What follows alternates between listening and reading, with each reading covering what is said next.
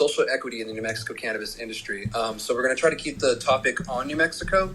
If you do mention another state, please be it more or less impassive, like, this is what's been done in this state as a suggestion. Let's not try to sit here and compare, because then we'll just get in a pissing contest in that storm, that front, and it'll make the conversation a little longer.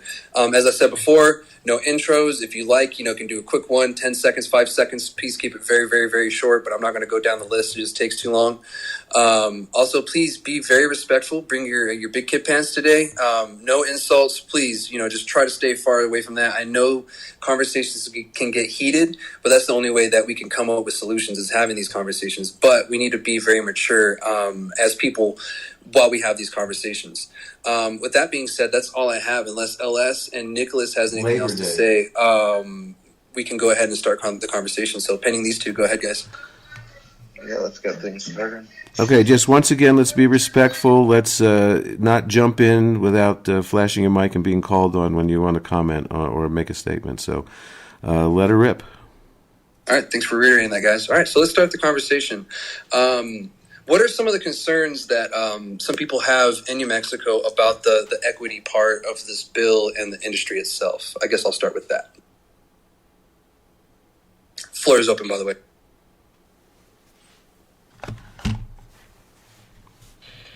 So what am thank you guys for allowing me to speak to. I want to start by saying that. But one of my concerns that I have right now is that since I have been targeted in the area that I'm in, Cibola County, with the Cibola County Sheriff, not the actual rules, the RLD or any of the Cannabis Control Division. So my concern would be that I've seen in the bill about reporting, I guess, like any kind of reporting of anything that's outside of regulation. I'm trying to get my words right. I'm probably watching my dog as well. But my concern is that people calling and just making complaints or calling police officers or the police station 911 to make complaints, and how is that going to affect us as far as operating a business? That's actually a really good question. And to be honest, with legalization, and this is actually an issue that kind of happened in other states when they first went legal. And sadly, it might be something that we have to deal with here. And I might even deal with it here in Las Cruces with some older neighbors that I have, when it comes to growing or you're not doing anything illegal. There's just going to be people out there who don't understand or don't know yet.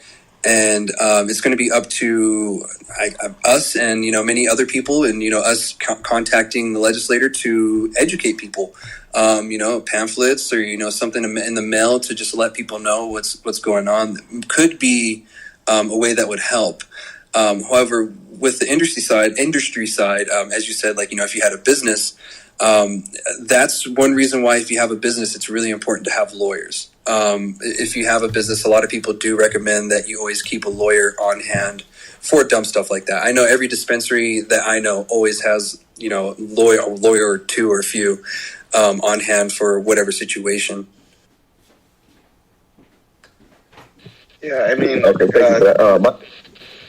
I was just going to throw in reaching out to the other companies around your area and building relationships with those businesses is also a great idea. I mean, there's no reason why you need to operate under any type of secret cloak of secrecy. So, build those relationships. Let them know you're a professional, established business owner. Just try and make a dollar like them. And a lot of times, if you build those relationships and they know you're a credible person, you can kind of get away from a lot of those problems that might come with them just trying to place a stereotype on you.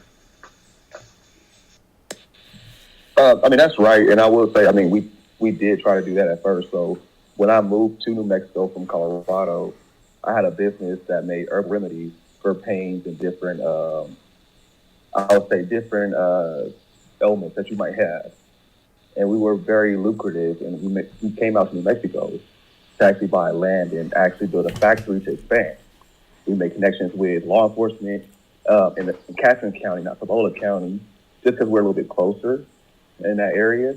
We made connections with businesses as far as supporting them, making sure they knew that we wanted to spend money with them. However, there's I would say in this area, there's about a handful of bad apples. And like we said, sometimes the bad apple spoils the pot, and that's kind of what I'm dealing with now. So I do have a lawyer on retainer. Right now, my wife is currently fighting new charges that stem because we beat the first one. They tried to say that we were trafficking marijuana, although I had a license and I was currently on the property. So that's my thing, is that we can have a lawyer. My thing is, I mean, how do we stop just a complaint from how is that going to Assad, Very let me jump in for a second. Assad, you broke up a little bit, but if you can answer, when you say you were being talked about trafficking and you had a license, what kind of license did you have? So I had my PPL in New Mexico, and I was in Consultation when they came. So I had the Boulder County along with McKinley County Sheriff's raid my property. I did not have any plants. I had about 2 ounces of flower, no concentration, anything like that. So I was well within my legal bounds. My right was compensated, my medicine was compensated by taking a drug in for 3 years. I had to fight the Congress to prove my innocence. Earlier this year, the DA finally recognized my license and threw the case out. But however, me and my wife already spent almost $40,000 in legal fees just to prove that we already had the documentation that we needed to have our medicine or our plant count, whatever we may have had on us, or that we were in compliance. And you were complying to the amount of medical cannabis that you were growing? So I didn't. I was not growing. I was in possession. I was only in possession of 2 ounces, so I was underneath the legal limit. So yes, I was in compliance. Okay. All right. Well, at least you beat that one, but it's hard to figure out what was really going on there. So anything else in regard to what you're trying to do as far as getting into this industry now? Oh well, yeah. Right now, I mean, kind of like what Chad spoke about, is about having like a shadow company. Like right now, I already have all my application ready, or as far as I can get, as far as changing out the rules and everything. So that the application is changing. So we have the business plan and everything ready in our location. However, we're afraid that we're not going to be able to get the location at a reasonable price because of I would say, the racial inequality in this area. So it would be either I would have to like move to Albuquerque, Santa Fe, to either start a business, is what people are saying, or like my other Caucasian friends are saying, since they're, in their words, we're from the boonies and from the sticks, let us be the face of the company to let you start it up. So that's kind of what I'm trying to see is, do I have to have a face for my company, or would it be okay for me to be the face of my company and still, without enormous lawyer fees or legal fees, be able to stop the complaint process, or somehow get it regulated to where we just can't do hearsay complaints. That's kind of my thing. It's like, how are the hearsay complaints going to be regulated? John, go ahead, jump in. I just wanted to respond to something that you just mentioned, Assad, and that was the idea of possibly having somebody of a Caucasian face, sort of be the front man for your company. And while I certainly can't know what it must feel like and what the experience that you have been going through must be like, it just seems like a horrible idea to use somebody who looks a certain way to simply pacify other people so that you can get into business. And of course, we have to be creative in our approach sometimes, but to me, that really would just perpetuate a horrible situation as it stands.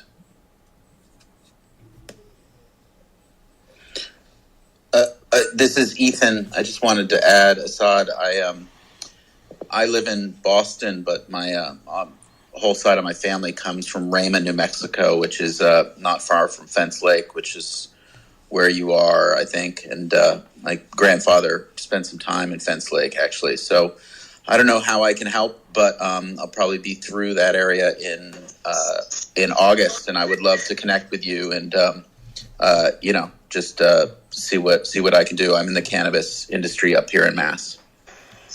And Assad, this is Ali Muffins.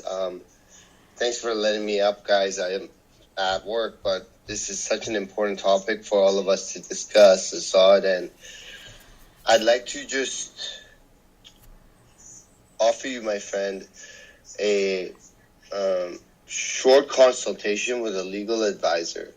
I'm sure I can make it happen for you, complimentary, and they would know more than I would. But it's what you're bringing up is very important. And also, while we're on the clubhouse space, there's three gentlemen, Dave Branfman, another gentleman named Luke, and third person I can't recall right now. I think his name is Justin. And these gentlemen give free advice on Clubhouse, a short amount of legal advice to folks like yourself. Now, they focus in intellectual property, but I still think you would benefit from it. Their club is called the Weed Makers. If you search on their club, it's Weed Makers. And the gentleman that is friends with me, his name is Dave Branfman. I just wanted to introduce you to them. And I also want you to follow, if you think it's beneficial, the Oaksterdam Club. They have a room, and they're having one at 4:20 today, this afternoon, and they're an educational institute. And the woman who's in charge is very passionate about these issues, and she's really a good source of education, especially on social equity issues. She's speaking in North Carolina, or on a panel that is based in North Carolina via telecom. I believe she's going to be doing things in New Mexico too. So I think I believe what John is saying is there's a lot of value there.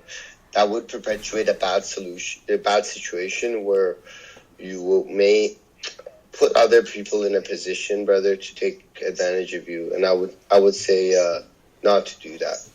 I would say that you could be more creative. If ever it's just about the marketing, hire a fucking model that looks the way you want them to look. If it's about paperwork, you'll find people amongst your trusted friends and family that you can do certain creative things. And again, with the right legal advice behind you, make sure. So that's my advice to you, Assad. I'm going to jump back down, and I'm done speaking. Thanks, guys. This is a great conversation, by the way. Thank you, Ali. Daniel, go ahead. You wanted to jump in on that. Daniel, go ahead. I was actually, Assad, I tried to link up with you on Instagram, but the Instagram that you had connected wasn't leading me anywhere. I don't know if you happen to be in jail or whatnot on IG. But if I can connect with you, there's a bunch of avenues, too, that I can... Lost you, Daniel. Just to help you out. I've been in the Oakland area, and I work with a group who is in the equity program. And then being in Oakland, I've had the pleasure of helping a few different... licensing and just been a part of the conversation. So I'd like to help you in some areas or point you in some directions. Okay, I'll just respond kind of quick to everybody real quick.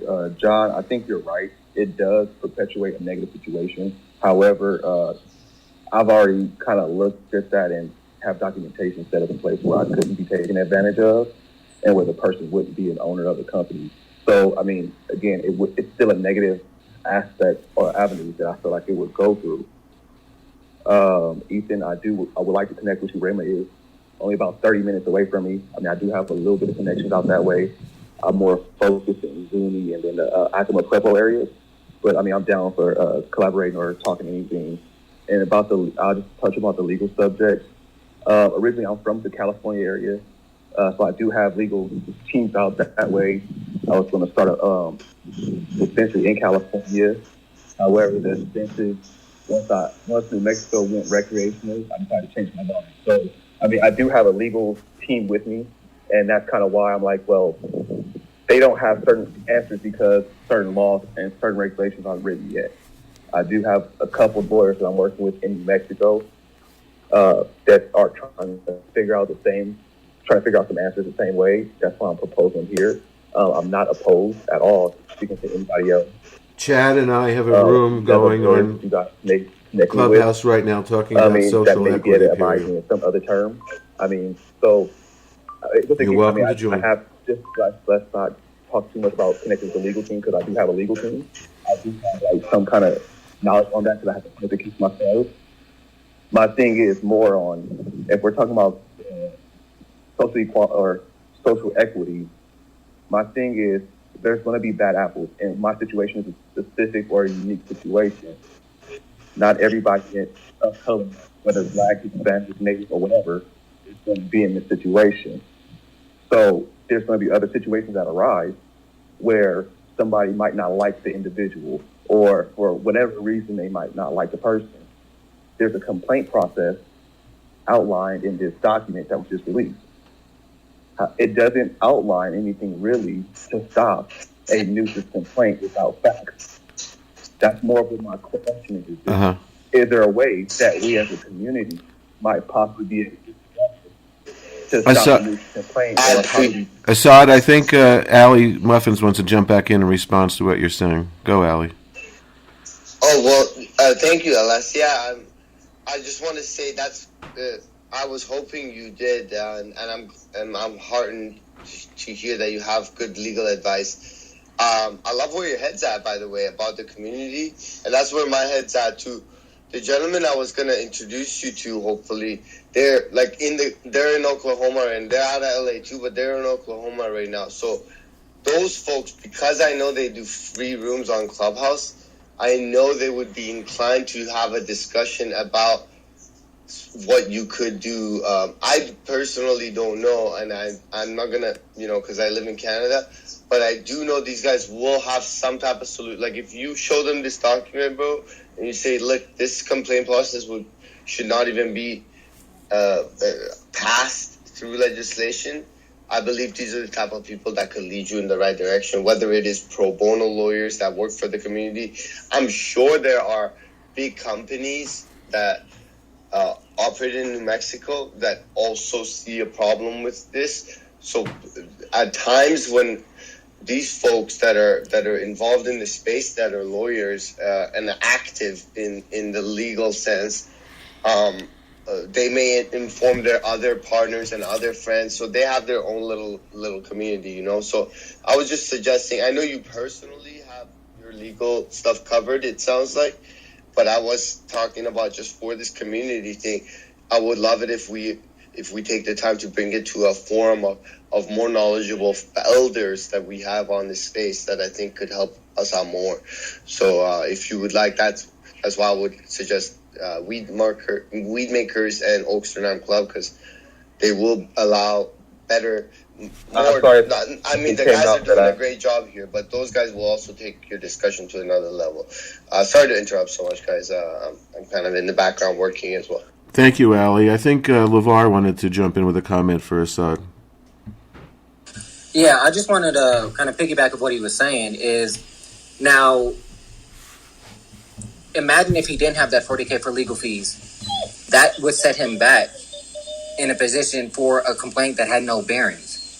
And a point that I wanted to bring up that was addressed the other day about investment and capital. That's important in this industry, of having enough capital to be able to have the runway you need to be operational. And if you were locked up for a felony for cannabis, the statistics show that anybody that's locked up for a felony dramatically decreases your financial projections or your ability to gross income. So even with the social equity that New Mexico has of that micro business loan, we all stated that that's not really, if you get that micro business, you're really not going to really have a real stay in this industry in New Mexico. So I think a part of the issue is addressing the capital component to it. And then another thing that was brought up before was like, well, just get family and friends. If you were locked up for cannabis consumption or cannabis use, cannabis sales, any of those, usually you're in a demographic or in a neighborhood or an area where your community is not having a lot of income. So And just the statistics alone, I think it's like 75% of the country is paycheck to paycheck. If you're paycheck to paycheck, you don't have the money to invest in a company, because to invest, you have to put that money in there knowing that it might not come back. And if you're living paycheck to paycheck, you can't afford to do that. So that's just another component that I don't think people are thinking in this regard. That kind of touches on what Asad was saying. He was lucky enough to have the money for those legal fees, but if you weren't, that can just ruin your business off top. Thank you, LeVar. Chad, did you want to comment on LeVar there? Yeah, no, those are really good points, LeVar, and and thank you for that, because it needs to be brought up. I was going to point out that I was reading the bill, and in the bill there is a small, tiny piece for social equity. It actually deals with the rules, so I wanted to comment before I forgot that we might be able to, get them to change rules or add a rule or some sort, because it does add a social equity piece in there that, based on race, gender, et cetera, that they do need to add equity pieces into the rules of the program. So if anything, I think that contact your legislators, like your representatives, and then maybe get with some other people as well to maybe propose that during the rule process or during the public hearing. Maybe propose something. I think there might be an official way to propose stuff during hearings. I know there is for the medical cannabis hearings. I don't know how these are going to go, because this is going to be a totally different process. But however, I did read it, and there is an opportunity for us to add certain pieces for the social equity part. But as for the budget, I don't know if they have a budget yet for anything to add for like funding and stuff, even though I would love for a piece. It's just I know the government, and especially in New Mexico, and they're going to bring up where's the funds going to come from. So if anything, there needs to be some ideas of alternative funding of where all of this is going to come from. Because I do agree, people who were locked up, a lot of the times they do live in impoverished areas. And I'm from a very conservative area in New Mexico. I'm from Otero County.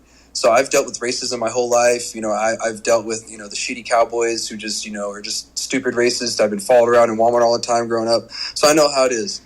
And I know we're going to deal with certain, aspects of that. I know Saad lives in rural New Mexico. I lived in rural New Mexico. And I know how those people are and how they can be. The sheriff there now, he's a little crazy. So, I would be worried to actually do business myself in my own hometown of Otero County even. So, I mean, the fear is there here in New Mexico, and, not everybody sees it. So, on that piece, yeah, I think that attacking the rules right now would be the best bet to add something in there, like a piece.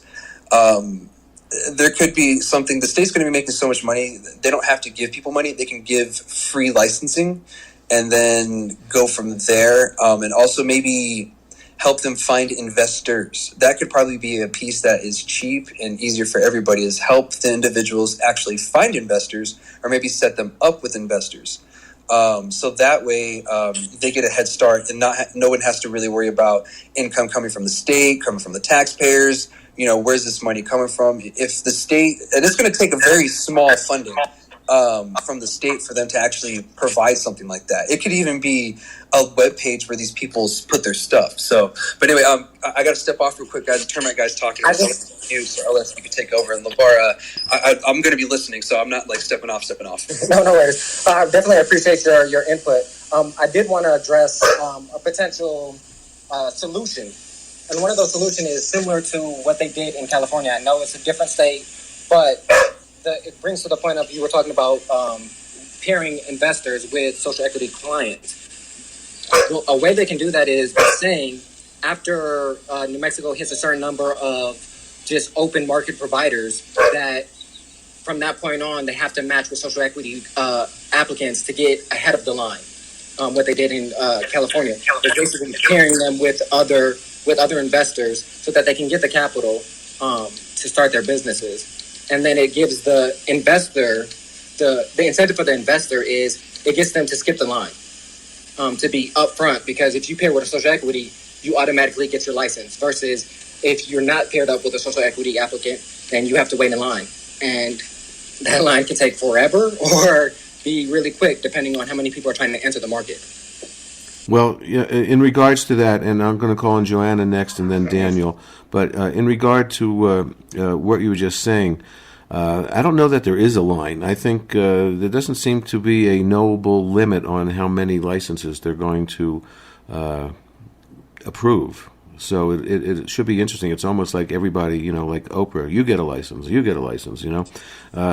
So we'll see how that rolls out. LeVar, comment? What I'm saying is, I'm not saying that there's a limit on how many licenses that they'll give, but there's a line. You have to get your application approved, and they're putting priority to the social equity side before the open side, is what I'm saying. So there's no limit, there's no max in California on how many people can get licenses. But if you want to get there faster, they go through basically, it's almost like I think it's a 1-to-1. It's open social equity, open social equity, open social equity. And that's the list, because we're going to have a list too, because everybody's going to apply for the licenses in, I believe, November.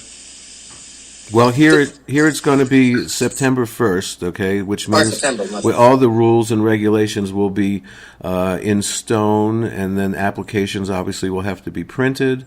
So that first that they're going to accept applications, I believe, is September 1st. However, there's going to have to be the rules and regs and applications will have to be ready weeks before that in order for everybody to get their business plans together, fill out the applications properly, and so forth. Joanna, I think you flashed that you wanted to say something. Yeah, I'm out here in Boston, so obviously I have no say or anything of what's going on in New Mexico, but I'll tell you one thing that we're discussing here as far as money goes and helping social equity applicants with funding. Our state has been taking in millions and millions of dollars in tax revenue on the adult side, and one of the things we're trying to figure out is if they could start a fund to help support social equity and economic empowerment applicants with some of the fees. So that might be an idea down the road for you. Well, the fees are actually so cheap that I don't know that that's going to happen. Also, New Mexico is one of the poorest states anywhere, and there's nothing currently in play to help venture capitalists hook up with social equity people. So I don't know that the state is going to get involved in that way in private enterprise to try to help people get money. I don't know about that. Daniel, you wanted to jump in next, I think, with something? I was just going to kind of speak to LeVar's point. The incubation process in Cali it's really a catch-22. The partnerships that have done it right have worked like anything, but the speak around with everyone it's all starting to try to shift. Everyone's trying to change them. There's different groups trying to change the laws now, but I'm not sure the incubation process is the best formula. It's left a lot of people to get into the industry that couldn't, by trying to incubate or claiming incubation for an equity applicant, only to then make themselves successful. And yes, they're supposed to be checked, met, and served before an incubator can proceed without helping his equity applicant. But it happens all the time. And it was a really, really easy way for those that couldn't get in the industry with money to access cheap licensing and to get in, and then just to turn their backs on the culture. So be careful when you're looking at the incubation part of it. It can be done, but it really needs to be honed down in a way that won't allow for taking advantage, because that's really what's happening out here in Cali. Thank you, Daniel. Nicholas, did you want to comment on the... Actually, I saw Dr. Fry flashing. I think she wanted to say something. Please, Dr. Fry, did you bring her up? No, I'm sorry. I'm sorry. Thanks. I was actually agreeing, and I've agreed with most everything with what LeVar is saying about the capital. I've been on applications where these investors really have to put up quite a bit of money to run a successful dispensary. I also think what Daniel's saying is spot on, that you have to be very careful that not be used as the, pardon the expression, blackface for getting the license and then being pushed out. And then it just becomes, big business, multi-state operators who take over the business. So I was just agreeing. Thank you. Thank you, Doctor. Nicholas, go ahead. No, I was more or less agreeing with the doctor and what Daniel had just said as far as the social equity programs in California possibly not being the best fit for some of these people looking for that route, because these big MSOs just come in and take complete advantage of them. That would be my worry too, because even as a veteran, people want to use that status, for their benefit too. So, I mean, I could see a lot more people being taken advantage of on that front with that. So, Daniel, thank you for that, bringing up that point. It was a really good point. And, from someone who's, experienced it firsthand, I really appreciate that too, because, like I said, we really do appreciate other states' inputs whenever something's gone wrong and we're headed down that same road. You can at least say, hey, don't do that. So I really thank you. There's Could I just add one thing? I'm sorry. I'm going to add one thing, and then I have to peel off. But there's an African American couple that owns a dispensary. They were the first in Denver, and her name is Wanda James. There are other small dispensaries that are owned by African Americans. There's Anacostia Organics in Washington, D.C. The owner is Linda Green with an E. And there's National Holistics in D.C. that's owned by Shonda Macias and her husband, Michael Bobo. Those might be some people you might want to reach out to, and they could probably give you some insight on how they got funding and how they've been able to maintain their ownership in their more or less family-run dispensaries. And I'm done speaking. Thank you, Dr. Fry. That was very good advice, because networking in this piece is actually very important. So if you want to connect with LeVar Assad or anybody offline, please let them know, and you can get them the information that they need, because that sounds like very helpful information for anybody. Will do. Thank you, everybody. I appreciate it. No problem. Ellis, you were saying something? No, I hit it by accident. Anybody else want to come up and talk about their particular situation for New Mexico? What you'd like to see happen, change what you're trying to do? We could probably refresh the room here real quick, for a bunch of people actually joined us as we were having the conversation. Go right ahead, Chad. All right, so I'll go ahead and refresh the room real quick. Welcome to the New Mexico Cannabis Club. Today we're talking about social equity in the New Mexico cannabis industry. This is something that is not just a state problem, but a national and world global problem about certain, in a lot of industries actually, not just in cannabis. Specifically, we've been talking mostly about, people who've been to prison and get out and can't afford to, even the licenses here are very cheap, but we're a very poor state.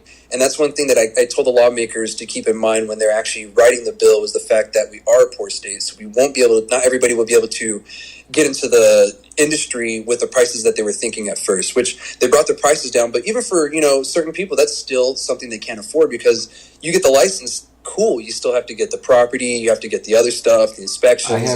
There's a lot of costs that come behind it. With him. So not everybody can do that. So there is a lot of unequal stuff that's happening in the industry. So we're just having a really good conversation today. LeVar and Assad and Daniel, Dr. Fry also have all brought up really good points. I really appreciate you guys' input. Joanna, I appreciate your input too, especially out of state. Brett, thank you for joining us on this Friday in this conversation. I'm glad someone brought you up. But yeah, thank you for joining us, everyone that's just joined us. I just wanted to refresh the room real quick, let everybody know what's going on, kind of what we're talking about.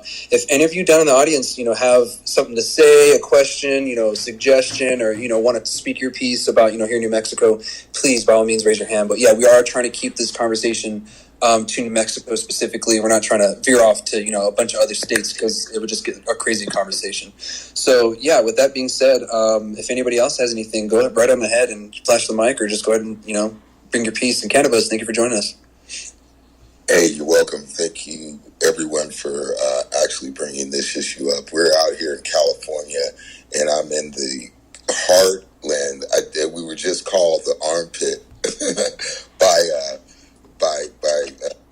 a few folks, but we are changing our cannabis laws. And like I said earlier to a friend of mine about, we were talking about New Mexico and talking about how you could actually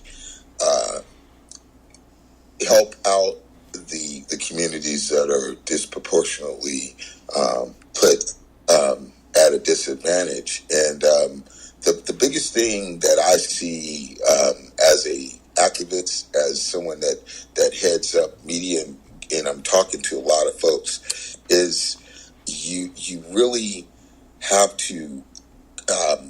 We had something going on like a co-op, okay? So if you look at Mendo, if you look at what's going on like in the Emerald Triangle, to me, if you want to take a look at California and look at a model, there, Humboldt, those two areas right there, Mendo went in and said, look, we are Mendo.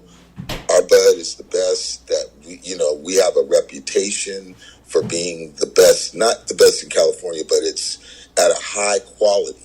And when you smoke Mendo bud, you know about it. So to me, it's all about the artisan.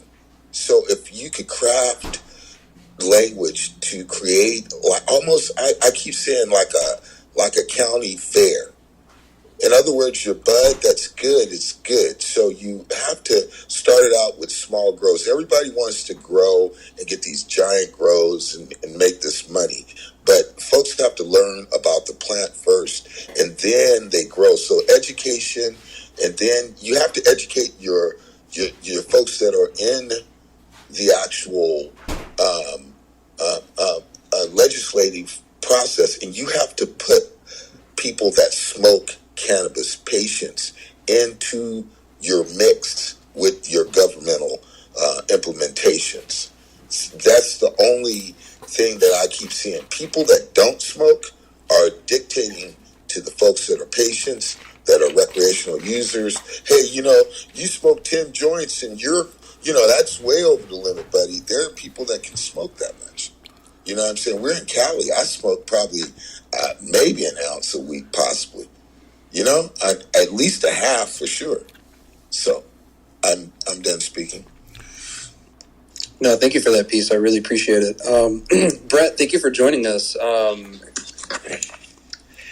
Yeah, most definitely. Good morning, everybody.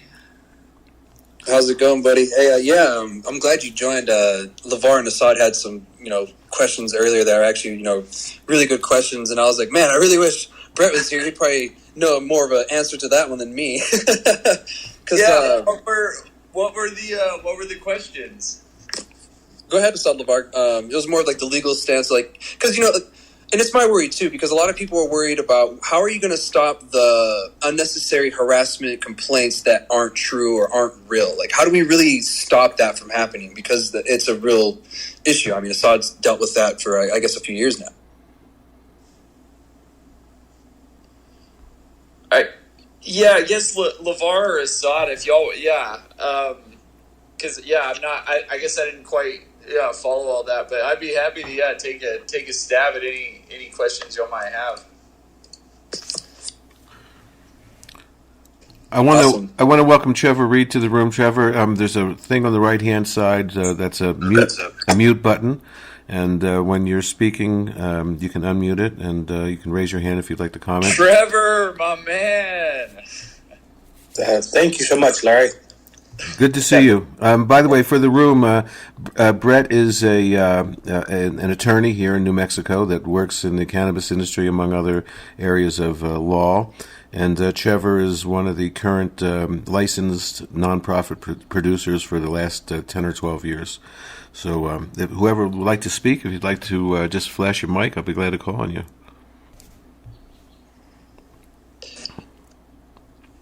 Go ahead, Daniel. And then Ethan. So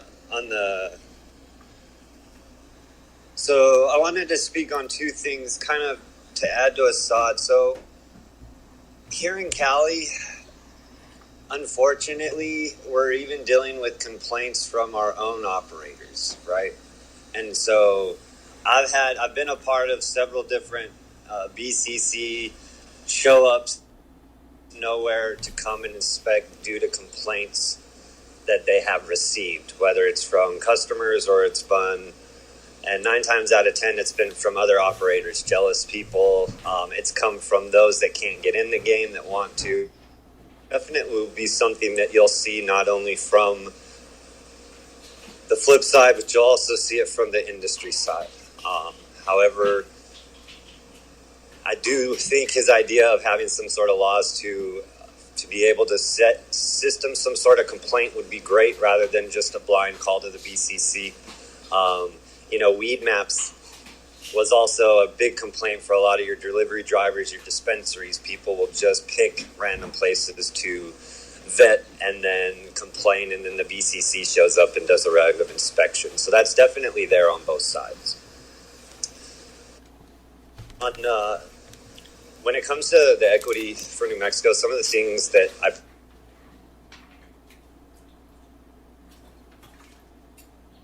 they're going to look at the impact of the communities that have been negatively affected by the war on drugs, right? How are we going to implement some sort of system to help those folks get into the industry? And that goes to those of us that have helped build this industry in New Mexico from, years of what we've been doing. Your older folks, some that aren't even on this platform. As you get into the equity, you can try to mitigate as much of the cost through the government you want. But I'll tell you right now, something that people really haven't looked at is the cost that's going to jump up from the outside auxiliaries. So you could find a warehouse right now, and I'm just going to throw numbers because I haven't been looking right now, but let's just say you could get a warehouse for $1.50, $2 right now. Your cannabis, as soon as they hear anything related to the cannabis industry, you can guarantee that's going to double. And it's going to double for almost every auxiliary that comes. Starting right now, it's new, it's cheap. But as it starts building, everything's going to increase for those costs. So those costs that Assad might be seeing right now may even double due to the fact that people know the money that's coming in the cannabis industry. So how is the state going to look at trying to mitigate some of the costs? One of the things that I will say the incubation did, which was awesome, and if there's a way not to tie the hands of the equity of the community, there's not a way to tie their hands, so they're stuck trying to rely on someone. But one of the cool parts of the equity is, as an equity partner with an incubator, you would get free rent, free utilities for 3 years. So if there's a way to find a way to help these equity applicants or help applicants that can't afford money to get in with some sort of rent-free, utility-free to mitigate some of those, that's something that I've seen on that has actually been beneficial to help with that, because you can make a come up off of some years by coming in. Thank you, Daniel. Daniel, I'm done talking. Thank you, Daniel. Who would like to jump in? Sorry, I just kind of jumped in on the New Mexico. Sorry. Norris, go ahead, and then we'll go to Excel. Thank you very much.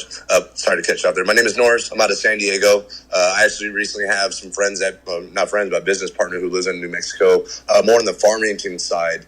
And I'm really interested because he actually approached me because he knows I've been in the cannabis space for some time. And, New Mexico's kind of opening up. And I think is it still April 1st, 2022 when the first state's going to pop off? And myself, I'm interested in doing something kind of big involving promote, cannabis and, big name wrestlers like the Godfather, Val Venus, RVD, things like that. Just kind of seeing what everyone thought about that and how fast the New Mexico space is growing.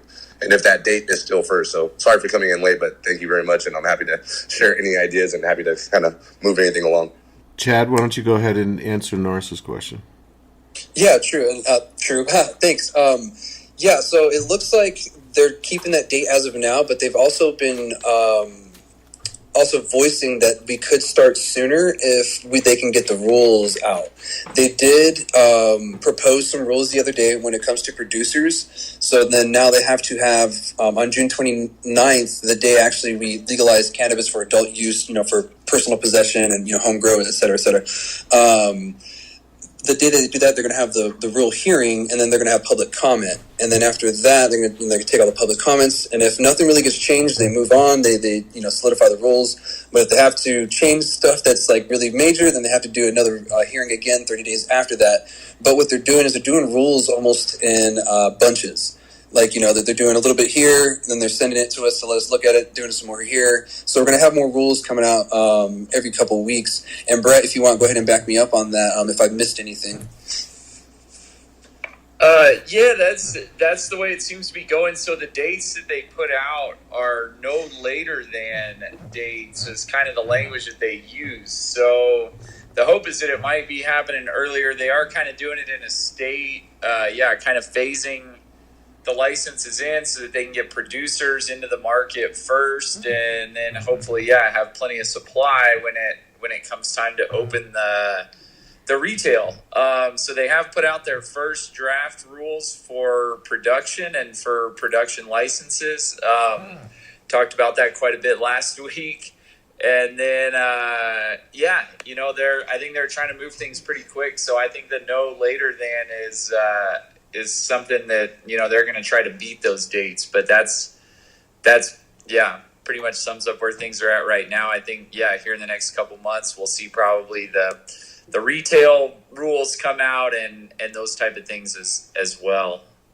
Thank you, Brett. Norris, just to further answer your question, the big date is September 1st. Okay, that's the date that they're going to start accepting applications. Again, I think it does say on or before, but with all the work that they have to do in order to get the new rules that they're writing, release them, and then 30 days later, there's always going to be a public comment before they're actually going to be in stone. So you should have everything together by September 1st, and hopefully these applications will come out weeks before that, so that they can actually be accepted on September 1st.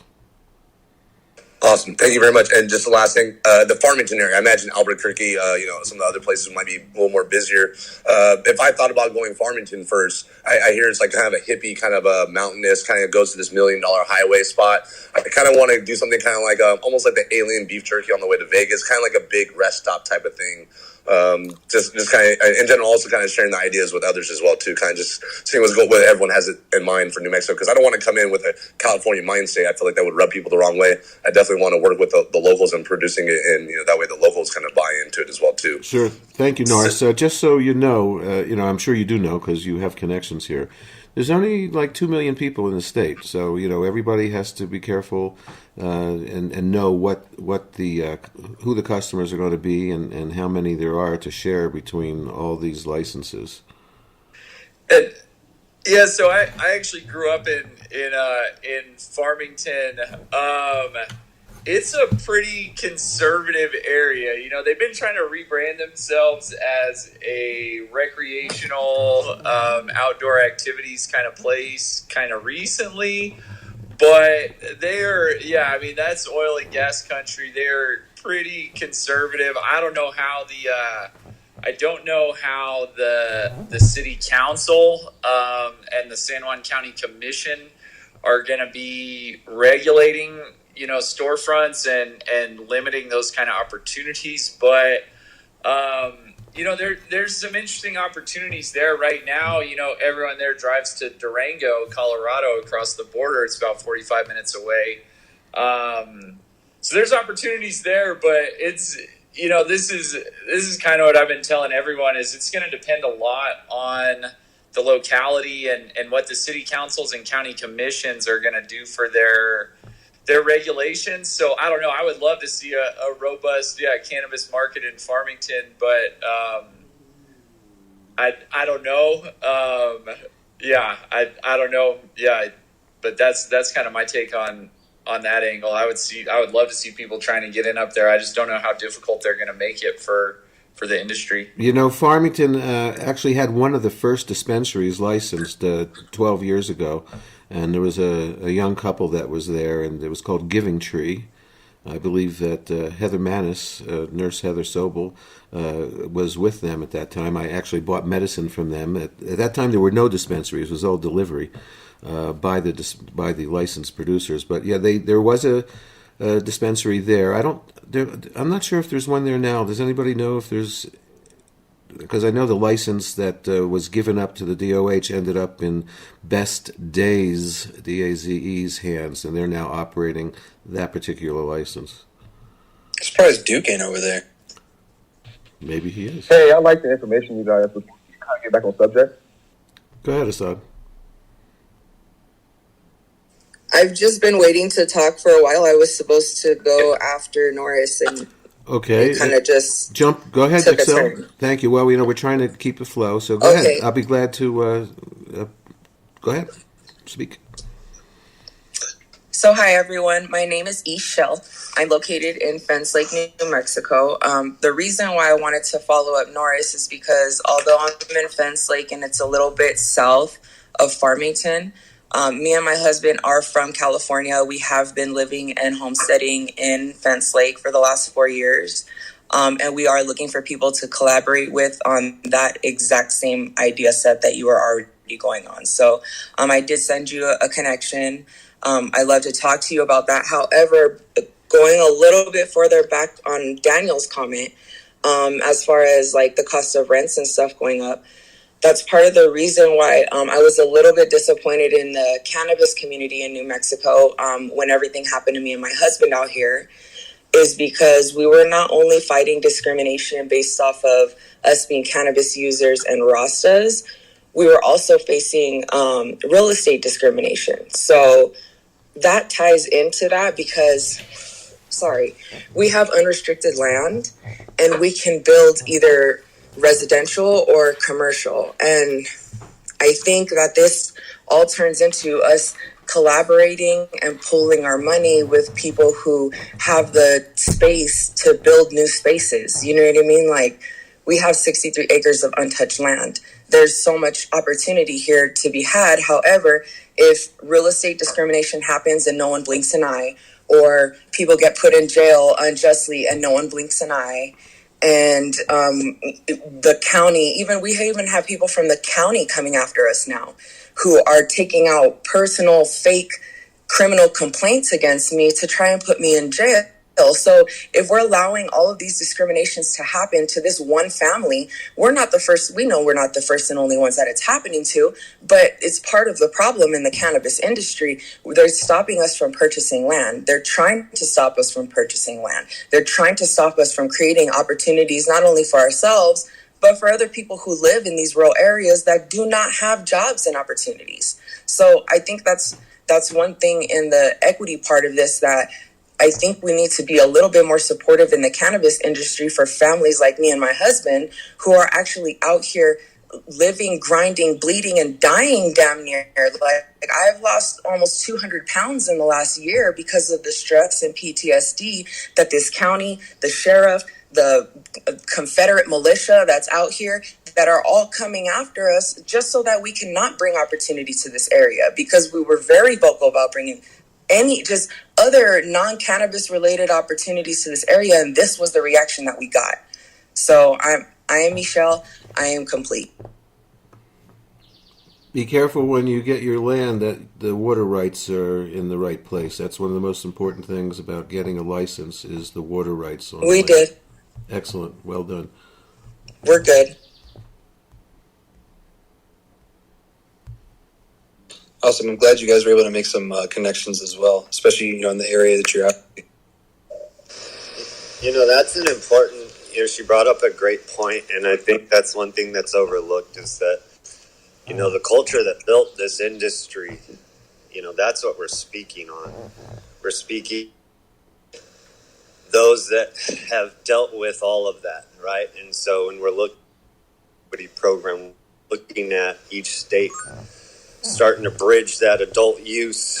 How are we taking care of those that built this industry, that went to jail, that have dealt with the huge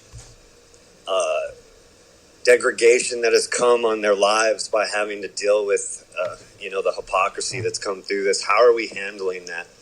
That's one thing that's going to be interesting as you all talk. You're in an extremely poor state. If you're expecting $2,500 being outside of that, how are we going to plan on keeping those that started this industry out? Are we going to allow those faces?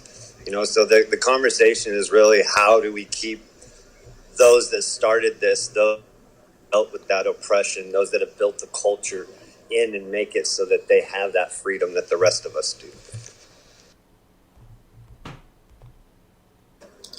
I think the most important thing working on equity in Massachusetts has taught me is that you need a strong foundation and you need laws that make sense.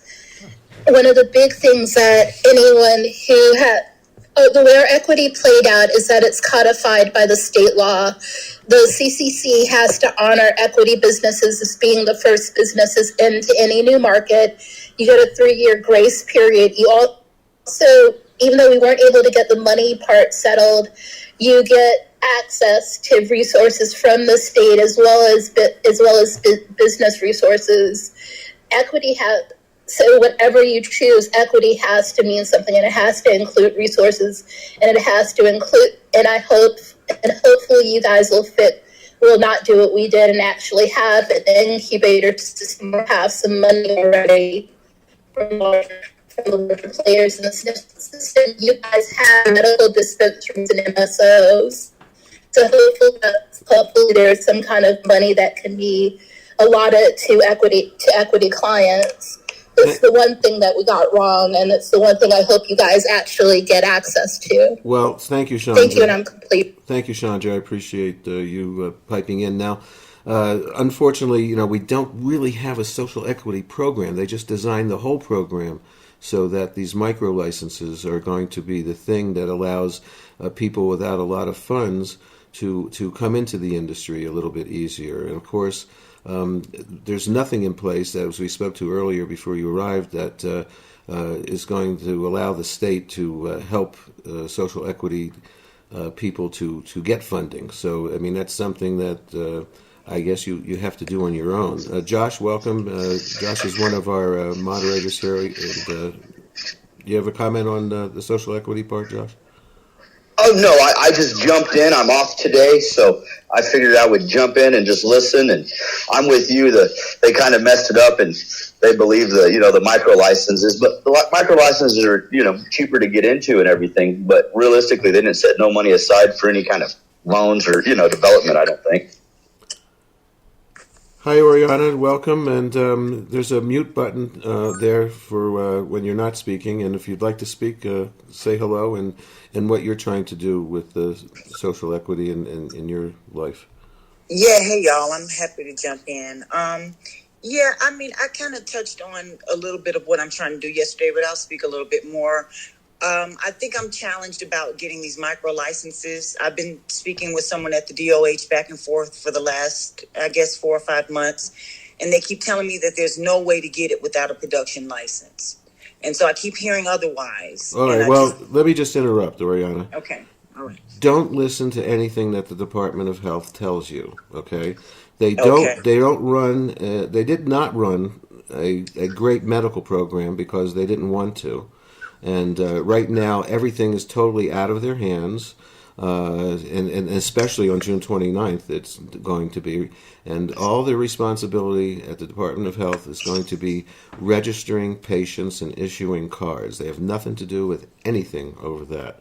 So you need to pay attention to this room when we open it up, because we're going to be on top of the laws and the regs, and you need to go to the RLD Cannabis Control Division website for all that kind of information, and just please, we will work with you to try to help you understand everything. Okay, I guess, yeah, because as far as social equity is concerned, I guess my concern is that those who are already in the industry, I'm just concerned that that's who is going to be able to get all these micro licenses. Well, the ones that are in the industry wouldn't be interested in micro licenses. Okay, like Mr. Rodriguez is here. I don't think he needs micro licenses, and Trevor, he might have left already, but they have the big licenses. These are the guys that have been paying hundred and something $1,000s a year to grow 1,700 plants or less at that time. So the micro licenses really aren't for the current licensed people. Huh. Is there Okay. is there any way to go back and actually codify some actual legislation that actually clarifies what economic empowerment and what social equity are in the state law? There is none in the state law. So that's the problem with New Mexico. There's expungement. There's one tiny piece, and I'll read it to you guys in 1 second. Okay, that would be great. It's itty bitty. Itty bitty. Let me pull it up first. Duke, you're not looking for a micro license, are Hi, you? everybody. While Chad is pulling that up, I just wanted to say hi. Thank you for pinging me into the room. I was in the State of Cannabis room, and I think after a while, it's like, okay, enough of these news stories. I want to go in and see what's happening with people with boots on the ground. So thank you for this very refreshing conversation. Thank you, Alex. No problem. Thank you so much. We always Hey, Duke. I'm sorry. Hey, Duke, real quick, do you have anything to say on this piece about social equity? I mean, being a Latino man who owns the biggest dispensary in the state. I mean, what are some maybe thoughts or processes, ideas for people trying to get into the industry that would help possibly? Thanks, Chad. I just popped in because you guys pinged me, and I appreciate it. But I'm generally going to be.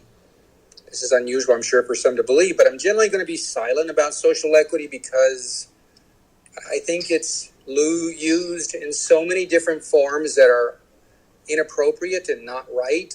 I'm right now driving around Arizona, and I'm well aware there's a social equity program here of which they're going to allow 12 licenses to be issued.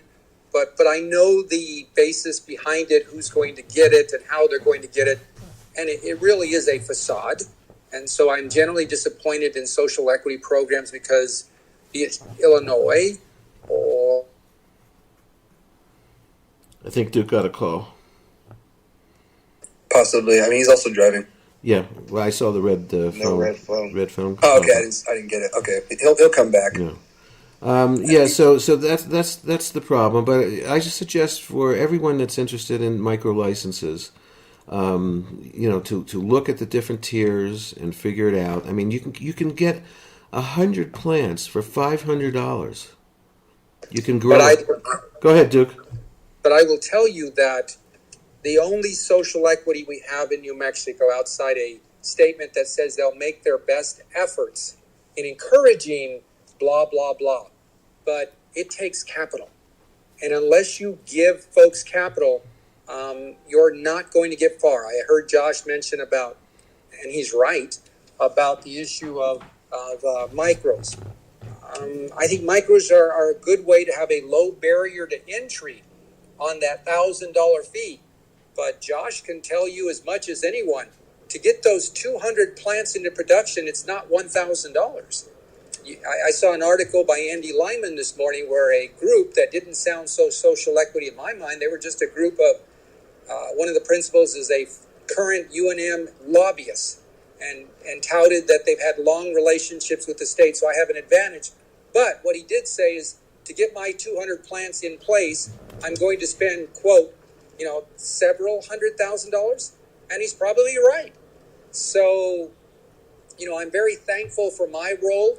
And I'm not going to make apologies for where I sit today, but I was a migrant farm worker.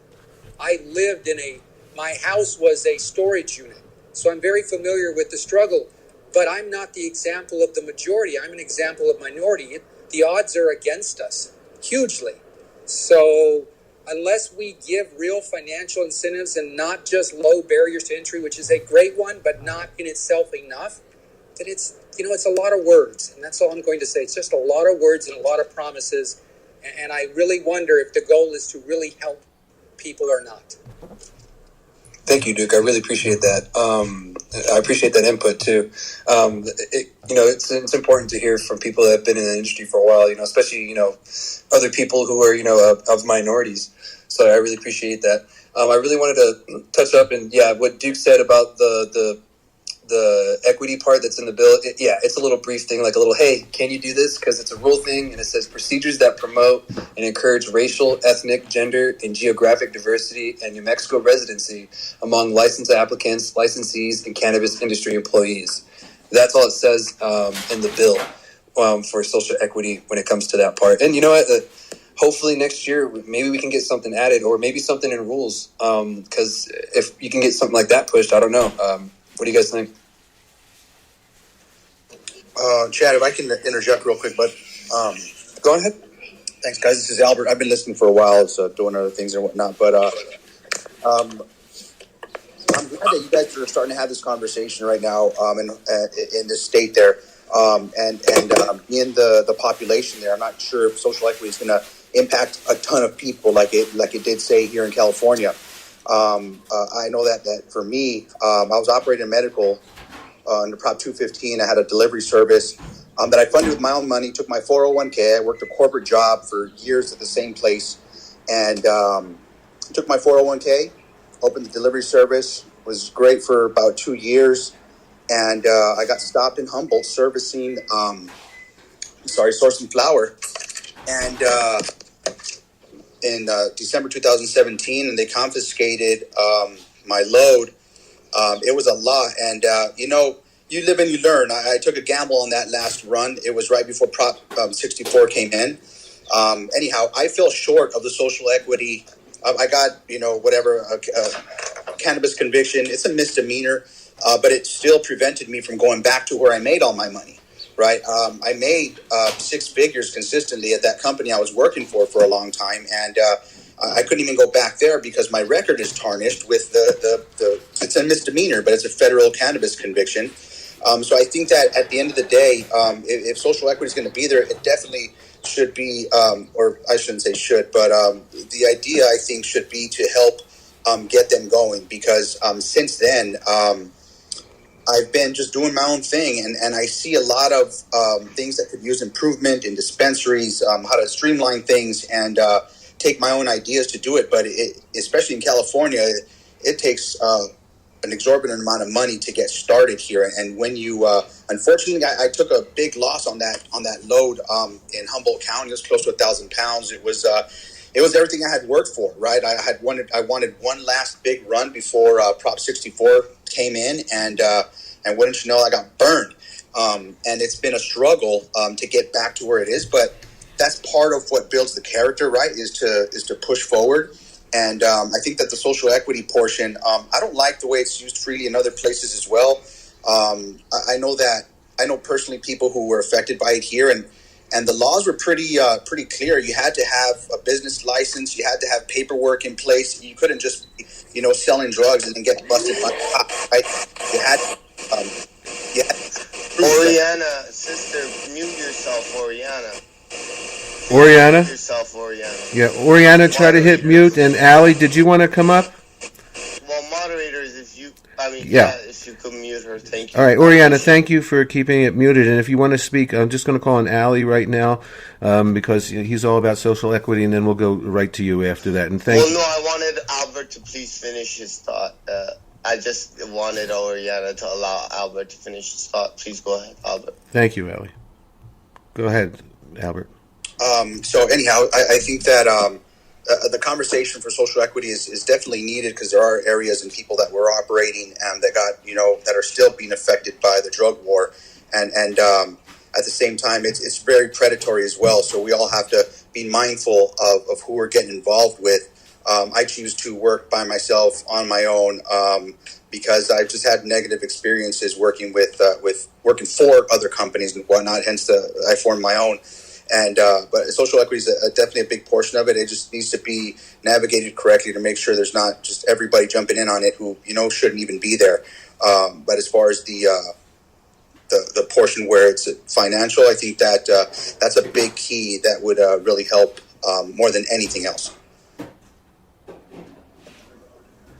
And with that, I yield the floor. Thank you for that. Chandra, were you about to say something? Yeah, I was just about to say that the one important thing I would love anyone who's affected by this to actually do is to go honestly take a look at the Cannabis Control Commission's website on social equity in Massachusetts and what we wrote. The problem is that our law very, very specifically and narrowly defines what an EE or SE candidate must have to apply for that status. And it's locked a lot of people out, including myself, because I never lived in one of the communities that was adversely affected, because my father, being a computer programmer and being Indian, and we live in a nicer neighborhood. So I didn't live in the deep heart of Dorchester or the deep heart of Roxbury. So please don't so whoever goes in and actually writes a social equity law needs to make sure that it's written in an open way that will actually allow all people of color, not just a narrowly defined bunch of people of color, through the front door. The one good thing we wrote was that anybody with a drug conviction, if they're an EE applicant, it actually adds to the points on your equity score. So I think that we did some good things. We didn't do everything, but I please beg all of you to go in and actually write some legislation for this, because it's not going to happen.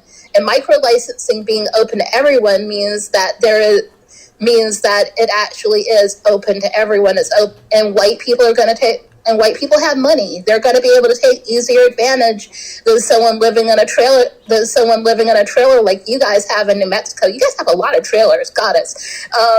Thank you, Chandra. Or living in the projects. Thank you, Chandra. Yeah, we got a lot of those. I just want to, Chandra, if you could mute, I just want to, Oriana's been waiting, I think. Oriana, did you want to jump in? Oriana? No? Someone else was flashing, I guess, a second ago. Yeah, we can come back to her. Joanna? From Massachusetts? Yeah, I was just going to say, hey, Chandra, that's my homegirl over there. Yeah, they did a messed up job here with the social equity program. The only thing that we do have is, I believe they're giving delivery licensing priority. If I'm correct, Chandra, you would know more about that. But yeah, they need to make sure that it's an open thing for all there in New Mexico. But you guys have a different situation than we do. We actually have areas that are very, very wealthy areas here in Massachusetts where it seems like New Mexico is kind of just straight across the board. Everybody's kind of in a similar boat. So, well, thank you. Let's reset the room right now, Chad, if you don't mind. I just want to thank everybody. We have a great room here. We have a lot of people. If you'd like to come up, please raise your hand and we'll bring you up. If you'd like to speak, just flash your mic. We're not sort of just jumping in on top of each other today because this is such a subject that is emotional, so we just want to call on people and give people a chance to speak. So if someone would like to come up next and talk about this issue, please flash right now. Thanks, Ellis. I'm dealing with the termite guys real fast. They're about done, so go ahead. No problem. All right, so Norris, go ahead. Just curious if there's any meetings this first week of June in New Mexico. I was actually planning to come up and just see if I could spend some time in the city, or not the city, in the state, and then to see how it goes from there. The big meeting will be on June 29th with the state, and that's the day that adult use takes effect here in New Mexico, and basically it will allow everyone to grow 6 plants, 12 per household, and possess. You can possess whatever you can grow. You can keep in your house. Okay, you only are allowed out in public with 2 ounces max. Those are the current rules. So that's what's happening on the 29th, although something else could happen on the 29th according to, we'll see how it rolls out on that day. Anyone else want to jump up?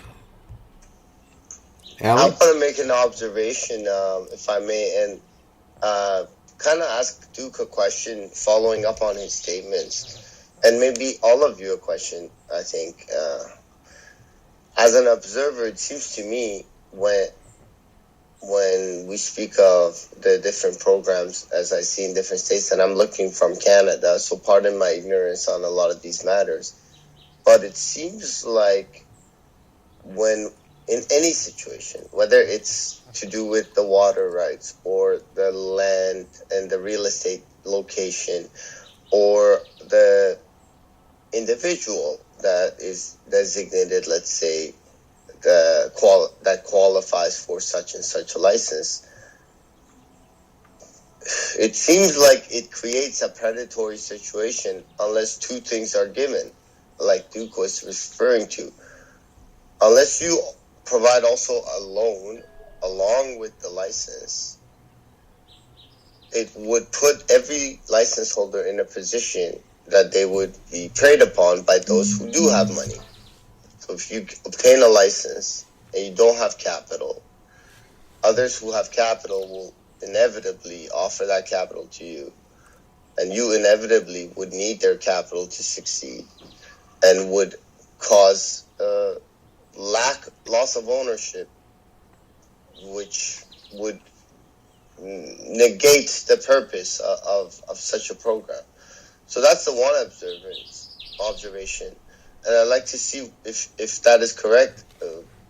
My assessment, Duke, based on your statement, it must go hand in hand with some type of state funding or loan, or at least a private loan that's guaranteed.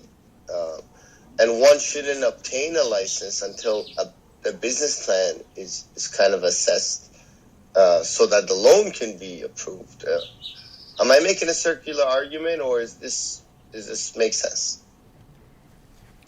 I think I believe it does make sense, but I guess my question to you, Ali, since you watch. Generally, you can't get a license. You got to have your business plan to properly fill out the application originally. So, Ali, I'd like to ask you. You've watched all the states, and we've had people talk about. Well, may I let Duke quickly address my question, because I was hoping to draw on his statements, because he's. I don't want us to I want us to try to draw upon the experience of those who are holding these licenses and positions, if I may. Sure, thank you. Go ahead, Duke. Well, first I have to say, wow, because Ali is correct. And to the previous commenter before that, we don't have a lot of trailers. We have a lot, we call them, they are mobile homes. First of all, and we have a distinction. They are called mobile homes, and I lived in a mobile home, and I lived in the project. So we kind of are a little more than trailers. So not a whole lot more, but I'm not sure why they're mobile, but they are. But as to the question, the comment that Ali made, he is 100% right. Predatory contracts are going to be your primary challenge. There is no question that these micros will be preyed upon in a very short time frame. Exclusivity, preferred rates. And I'm not sure what leverage, honestly, Ali, they have back to stop it. Water rights, leases. Many of these property owners want personal guarantors. And they may look at these micros saying, but you're not strong enough to give me a personal guarantee, so go line yourself up. I don't know if I have an answer to tell you how to avoid the problem, but the reality of what you're raising is real. Predatory contracts will probably become a legal morass for a lot of folks. Now, one thing we're doing, which is to me a small scale, and I hope it embarrasses the state to do something more, and I don't want us to be applauded for it. The only reason we can do it is because we've had a little bit of success. So we're going to announce a $100,000 grant program, not a loan, but we're going to identify 10 companies, 10 applicants in New Mexico, and they must go through the application process and to the point of obtaining and starting up. And we will grant 10 operators each a $10,000 grant, because we need those suppliers. No matter how good Ultra Health is or is not, we're never going to meet the needs of the marketplace alone. So we're going to need some people to survive this boot camp of entrepreneurship. So we're going to do that. but it's embarrassing that, even our microscopic difference of $100,000 is but a mere drop in the bucket. Somebody needs to do more, and particularly the state. They're going to have, come on, let's be honest, hundreds of millions in new tax revenue. It wouldn't hurt them to set aside several $1 million to support this effort. Thank you for that detailed answer, Duke. And if I may just toss the ball up for a sec,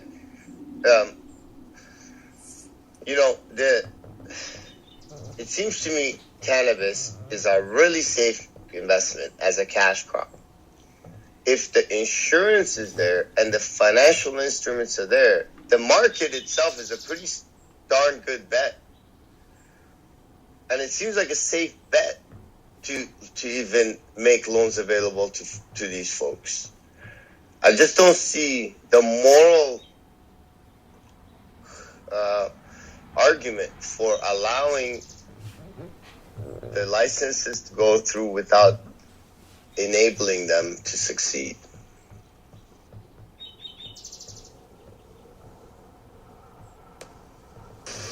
I think you're right, Ali, that they're a better than average risk.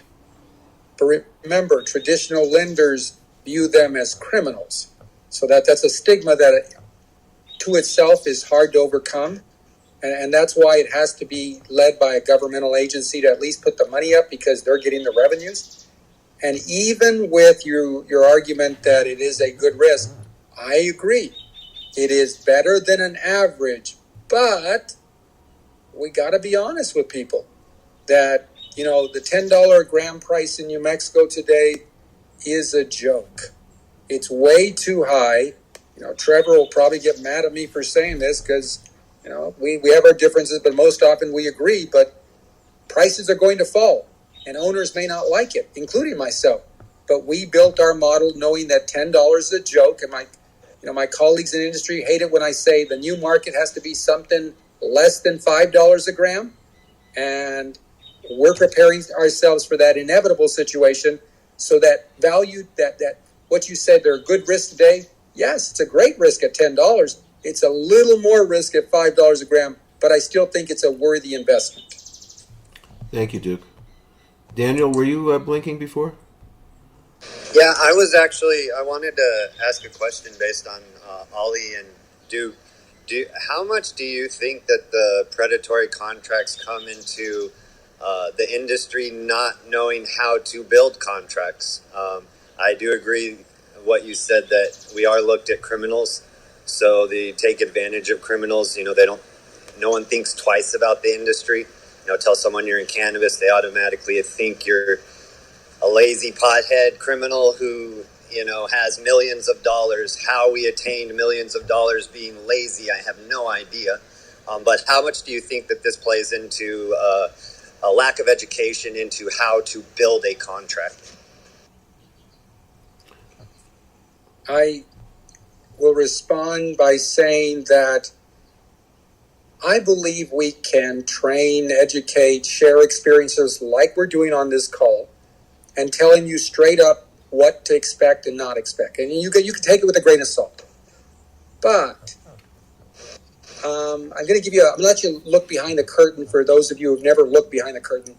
I used to joke when there were 135 licensees in Arizona because they only issued 135 licenses. And I told people in New Mexico, and they're like, oh, we'll never be in that situation. I used to say there are 135 licensees in Arizona, and basically 134 have lawsuits going on today.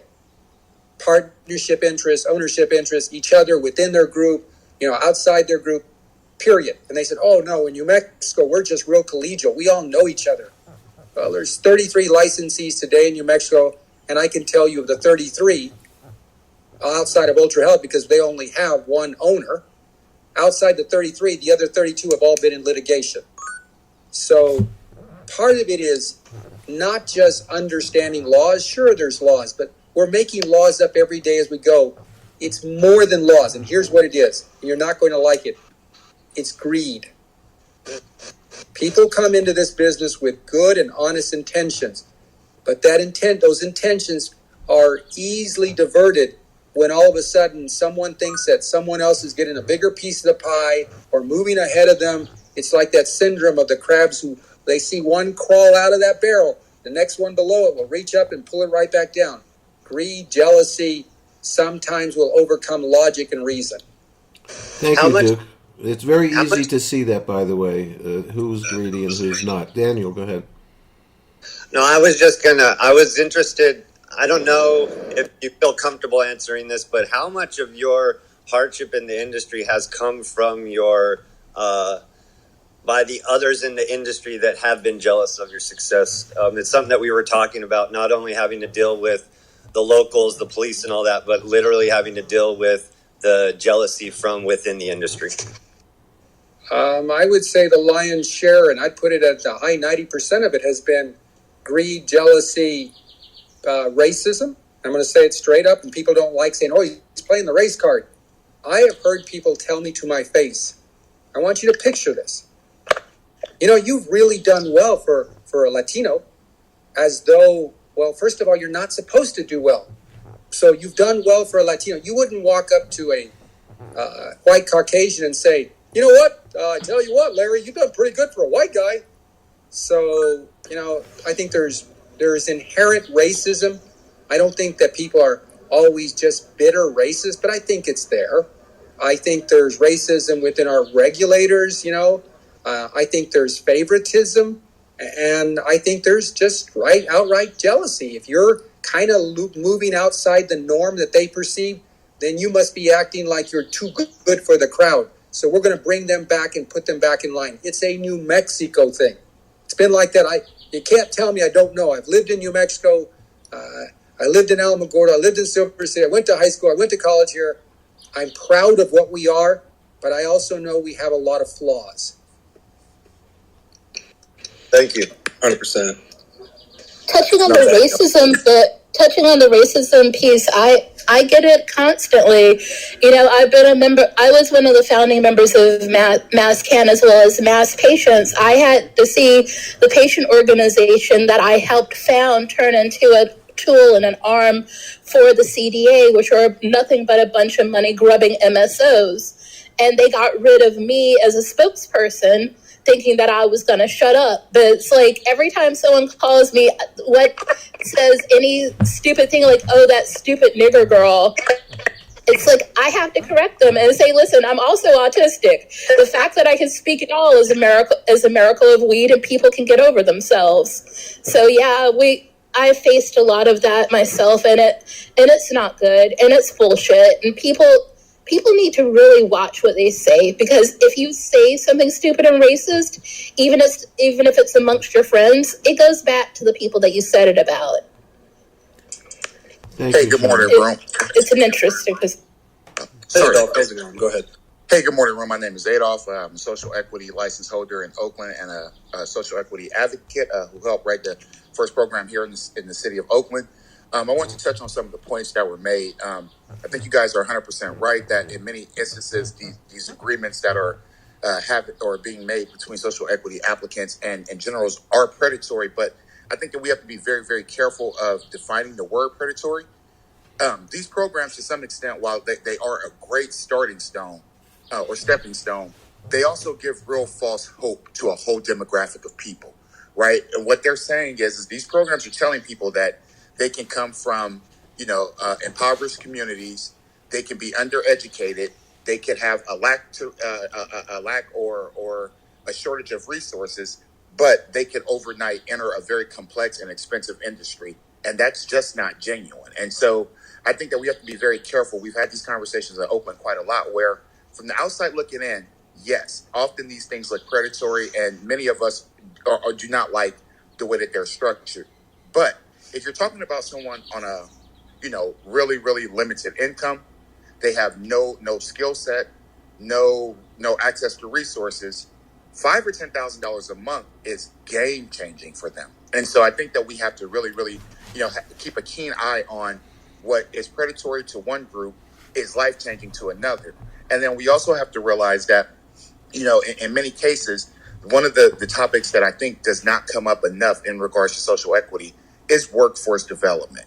we have to start training folks up and allowing them to understand the nuances of this industry if we expect any of them to have any level of success. Wow, Adolph. I joined Adolph's rooms where he discusses this specific topic, and I thank you for being here. Two things I drew from the statement Adolph made that I'd like us all to think about. One is an easy fix that we should be advocating for in pieces of legislation is that after the issuance of a license, at no time should the original license holder be stripped of their license and somehow prevent contracts from having a predatory nature of what Adolph is talking about. But also to preserve that stream of income for someone who potentially does have a license. Like, we do have to think about what he says in terms of folks who maybe have not had an opportunity in the past, and this is their opportunity. And certainly there is a sense of false hope, but there's also some hope that could be realized. I think, like, for me, what I always harp on, and as I'm in these spaces and I'm speaking to folks that are younger than myself and maybe one or two steps behind me, and I'm someone that's probably a couple steps behind Adolph and several steps behind Duke, but I'm working my way up the steps too. I encourage everyone to think about giving up royalties on sales rather than giving up equity in their company. That's the one thing I've taken an approach in my negotiations that I'd like to offer just to the room and others, where we could think of hopefully having a more long-term approach where we value ownership over income and get some income, but understand that we can make some short-term sacrifices to appease our investors.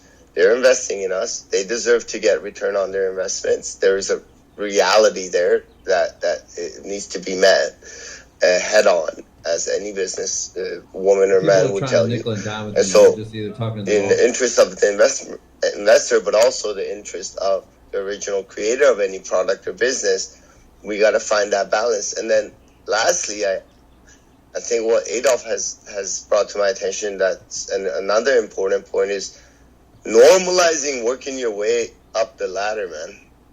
Normalizing that it's totally okay to start as a bartender, as just an entry-level position, and understanding that you're actually learning on someone else's dime.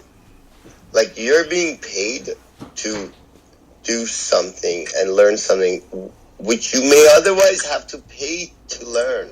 That shouldn't be lost upon us. And I value what Adolph brings to the table continuously. Thank you, Adolph. Thank you, both of you. That was actually amazing to hear both of you speak. Adolph, thank you so much. I can't explain, how grateful I am to have you here with that kind of perspective and that kind of experience, because it's so important for people to know the realities of what they're going to be getting into and what we really need to do going forward and how we should really go about this. I mean, there's no perfect way, and I really feel there's no right answer yet. And no one's figured that out. So I really appreciate you really just, kind of just bringing us to a reality on certain aspects of it, because, there is a lot of pieces and a lot of things that we have to take into consideration. So, yeah, I really appreciate you both. That was awesome. Hey, everyone. This is Andy, down below Allie. And I'm not in the New Mexico market, but there were a few, things that have been kind of brought up that made me want to come up to stage and voice some opinions. I was in Vegas last week, as were many people, for the G4 convention. And while there, I visited a pretty popular, well-known dispensary. I'm not going to name which one it is. But anyway, my point is, I was having a wonderful time at this dispensary with my friend. I made some observations, though, and while having lunch at the dispensary, because it was a full entertainment sort of center, as everything is in Vegas, there were some men playing around with umbrellas. It was clear that they worked at the dispensary, but I didn't know at the time that they were the owners. But I ended up engaging in some conversation with them because, like I said, they were playing with umbrellas. So I just kind of made a joke, and then we had this great conversation. And it was later that I learned that they were the owners. And there were five men. One or two, I believe two of them were owners. The other three obviously held high levels of position there. They were all white. The customer base, at least on the day that I was there, was predominantly Black. During this conversation with these gentlemen, and after learning that they were the owners, one of them said, I don't smoke cannabis. I haven't touched the stuff since 1970, blah, blah, blah, blah, blah. That really, like, the whole thing just really put me off. And so I know we're talking about, like, I know that there are people in the industry that don't consume cannabis, and I know that we need to be welcome to that because, you know, it takes all types and all of that. And we obviously want to build these bridges with the non-consumption world. But A, it was his attitude of, I haven't touched the stuff. And then B, again, like looking around, there's like 5 white men clearly making all the decisions. The majority of the customer base, at least on that day that my friend and I were there, were like, I was the minority. The white girl was the minority. And I just had the ickiest feeling. And so I do think, like, that when we're working with people that, you know, promote social equity or what have you, like, a lot of times they really are checking boxes. And while it seems like they might be doing certain people a favor, it's really not, because it's just short term and they're really not looking out for those people. And as I could see by looking around at the management of this dispensary, I did see employees that were Black or different ethnicities, but not in any management positions. So what does that really look like? I feel like it really looks like false expectations, greed. And I do think while we're trying to build this bridge between people that don't consume and maybe don't understand the plant yet, and we have to educate them and all these things, I, for one, do think, like, I particularly, I work for myself. I don't have to work with people like that. So I choose not to. And I just think it's, again, I just wanted to reinforce what someone said earlier. It is greed. And I think it's very short term. It looks like these little things are solutions or whatever, but I just say, like, and I'm not trying to be the negative Nelly here. I'm just saying, like, greed is real, and not everybody in this space is trustworthy and pure and good of heart, and not everybody really cares about their fellow humans as just equal fellow humans. And so be wary. And I want to give Adolf a chance to chime in first, but I want to make sure that we, you know, if we're gonna. I want to play devil's advocate, if I may, for a second, but I'd like Adolf to please go ahead first. TJ, please mute. Thank you for that, Ali. I wanted to build on what Andy was saying, and I want to probably give you a little more ammunition for the devil's advocate perspective. I think that what we have to do in cannabis is quite often, you know, a lot of us who've been in this for some time or we're legacy operators, we tend to look at the world through a lens of cannabis being at the center of it. But what we really have to do is we have to step back and we have to look at how things have historically been, specifically in urban communities, since the invention of them. And when we really look at how things work in urban communities, other industries are no different. You know, women POC are getting their nails done in nail shops owned by, you know, Pacific Islanders or Asian individuals. You have Middle Easterners who own all the liquor stores. You have, you know, Asian Americans or immigrants who own a lot of the grocery stores. And so ultimately, those entire communities are being serviced by people who don't look like them. and in many cases don't have their best interest at heart.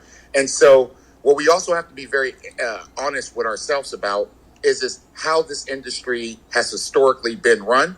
Had the industry self-policed itself and actually used the compassion that it was built upon, we wouldn't have a need for these social equity programs. If you had people of color in upper and middle management, if you had them owning companies, if you had them participating and not just wearing blue uniforms guarding the product, then we wouldn't even have this conversation. And so we have to be very honest to say that this industry has been set up this way since its inception. Back in the 90s, when allegedly some of us may have been making moves in the 215 era, if you were a person of color, you were not allowed to come to the farm, right? They came down from the farm. They met you in a Walmart parking lot, normally putting extra on top of the price per pound and putting everyone in jeopardy doing business in a public space. It had nothing to do with the trust level because they were getting robbed by, people who looked just like them all the time. But there was this racial divide that they didn't do business with us the way that they did business with others. Or if I drove allegedly to the Emerald Triangle, everyone in a 50-mile radius knew exactly what I was doing there because I wasn't supposed to be there. And so we have to actually be honest enough to say, this is nothing new. This is how this industry has been built. This is historically how it's been run. And it's on us as owner-operators to change it. That's the only way we see difference. Bravo, 100%. Nicely said. I mean, you took my ammunition away, to be honest with you, because I agree with so much of actually both of your points, to be very clear. But I want to play devil's advocate because I want us to have both sides of the conversation. And I just don't know if the old white guy is present to defend himself. So here I go. I want us to keep in mind that a lot of the observations we make are manifestations of decisions that were made so long ago. And these, unfortunately, these people that are coming up short in our eyes are unfortunately have also been affected by the circumstances that affected many of us. What you see, the greed in them, is also a result of another set of miseducation, the opposite of ours that we may relate to. There is a set of miseducation that told a whole bunch of people they were not allowed to and not able to and not good enough to do such and such. And another segment of society, unfortunately, was told that they can do all these things that they shouldn't even be doing. And they were empowered disproportionately, whereas some people were disenfranchised disproportionately. And as we...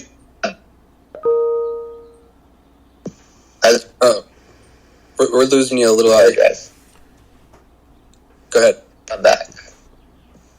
Am I back now? Yes, sir. Go on ahead. I apologize.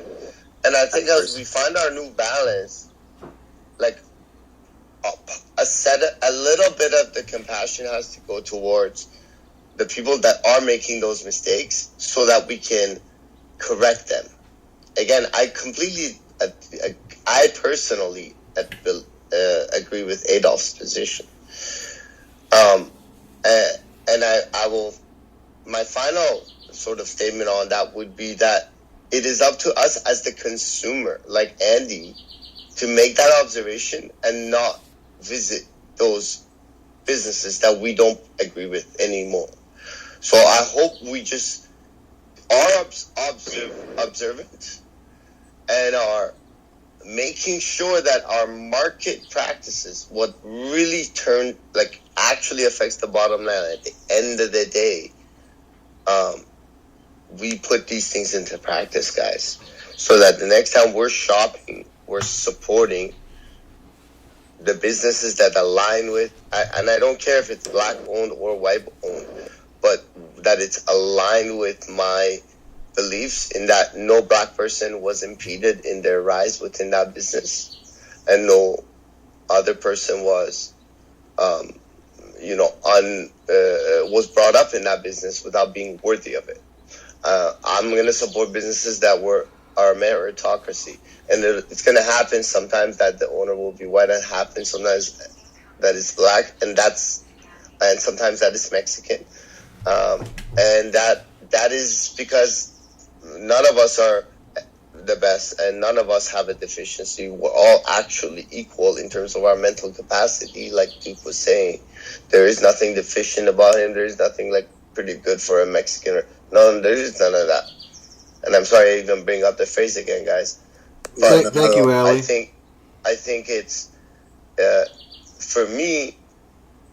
What I'm learning every day is how am I gonna behave as a business owner, and how am I gonna behave as a market participant.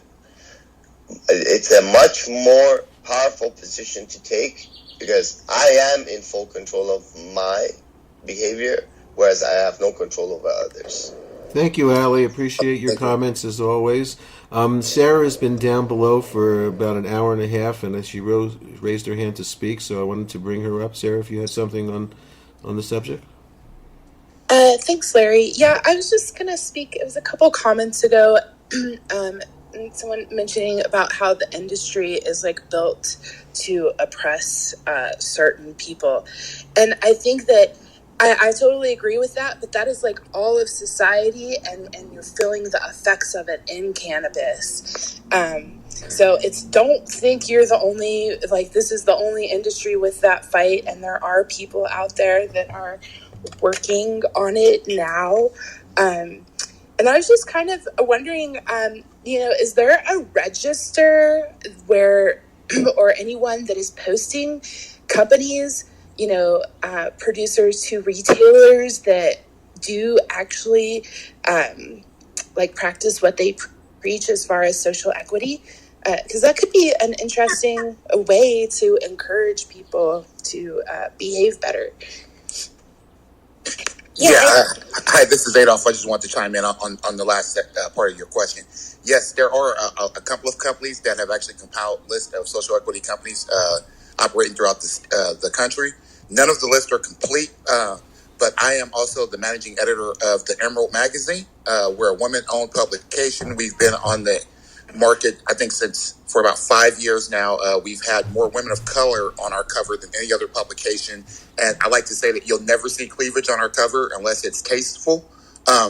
We have a list of social equity owned companies and ancillary companies. We just published a list of Asian owned cannabis companies. Again, none of the lists are complete. And then there's another organization out of New York called Cannaclusive. They have put together, I forget what it's called, the accountability list.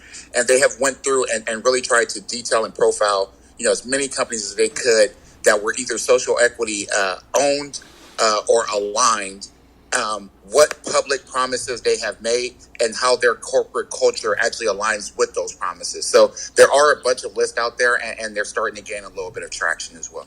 Thank you, Adolph. Sarah, follow up, and then we'll go to Andy. Yeah, go ahead and go on. I might come back with another question, but thank you, Adolph. Oh, you know what? I do have a thought for that, is encouraging one of the cups, Emerald Cup, or I don't know, the High Times Cup, to partner and have that as a part of consideration for judges and influencing that. I know that this is a New Mexico room, but you could think about that for the cups that are happening here. I know that that's happening this summer, I think, right? Anyways, that's what I have to contribute. I'm complete. Thank you, Sarah. Andy, did you have something on this?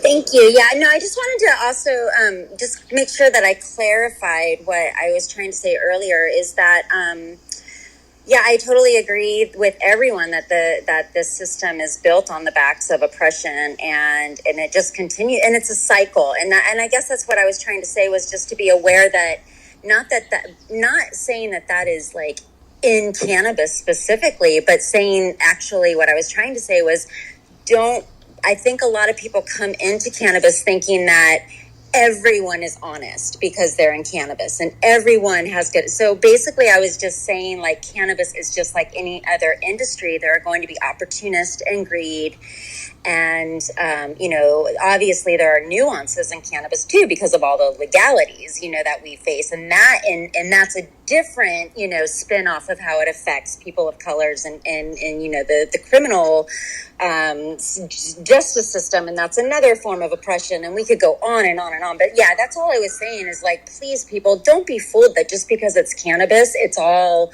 lovey and huggy.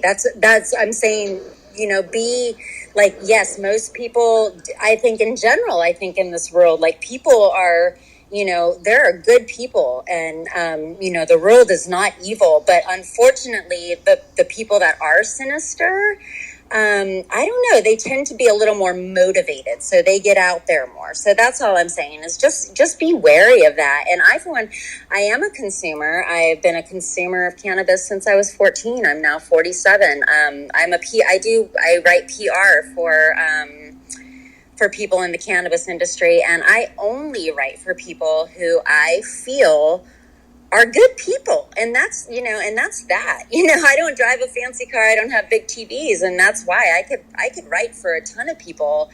I've been offered jobs by people that just give me creeps. So I don't take it. So anyway, my point is that I just wanted to clarify my point, that it wasn't that, I just wanted to clarify that it's everywhere, and so cannabis is wonderful. And yes, cannabis, we can all typically smoke a joint and get along, but, just kind of follow your gut too. And when somebody tells you somebody's like, or has if greed is somebody's motivator, well, yes, then maybe they're an ends to the means, and you can, like, ride along with them for a little bit just to get what you need to get, but don't think that you're going to get very far with a greedy person. Thank you, Andy. Thank you. Thank you, Andy. Those are great points. Oriana, did you flash, or were you applauding? Yes. Thank you so much. My reception's been really crazy. So everyone's been really honest about these oppressions that exist in the industry in our country. We know about these things. And what I'm wondering is, someone wanting to come into the industry as a new business owner, are there any protective agencies or organizations or anything like that holds the best interest of the person who does have the best intention in mind, and those of us who are wanting to get into this for the right reasons? Is there some kind of support system in that way that exists, like a badass team of attorneys or anything like that? Well, Brett's an attorney. I would say the gentleman at the top, please follow them. I don't know if Brett's with us right now to chime in, but certainly please follow Brett. And also, this is why we have these rooms, and the guys are kind enough to make, because we are trying to assemble such a thing as a community. It is necessary, Oriana. I'm so happy you chimed in. If you DM me, I'm going to make sure I include you in a few of the rooms and clubs that discuss these matters. But really, sister, your best friend is a qualified lawyer. And I suggest to everybody to get as much free legal advice and consultation as you can, honestly get, and put together a good set of, a good understanding for yourself and a good set of questions for yourself, so that when you are engaging a lawyer, because their time is very valuable, and you do come to the moments where you have to pay, you can quickly move through all your needs. You will have looked through all the requirements in your state yourself. Try to make as much sense of it as you can without the lawyer. And then when you're engaging them, realistically, the best friend and the protection we all need is the legal system. So we have to try to access it through that. I don't know of any associations. And Trevor, go ahead. So back to the social equity, what's the best way to set that up in the state of New Mexico? At the core, there is absolute racism. I'm clearly a white guy who didn't discover his white privilege till he was around 30 years old. That being said, Massachusetts, I believe, and TJ's in the room, and I hope he's listening, and Chandra may know a little bit about as well, has what I consider a wonderful program to give real substantive help to these social equity players. If one of those wants to, TGI knows, is aware of it, wants to answer to that, that'd be great. Well, thank you. I helped write that shit. But the most important thing is we didn't include any goddess damn money. And the problem is with that is that we had to go back and rewrite the law that an EE applicant has to own 54% of their business. Because as soon as we didn't write a money piece, a bunch of vulture capitalists came into Massachusetts looking to take everything. And that's what I hope that doesn't happen to New Mexico. That's why you guys need to have a. Go ahead. I'm sorry. But it's fixed now. Is that correct, Chandra?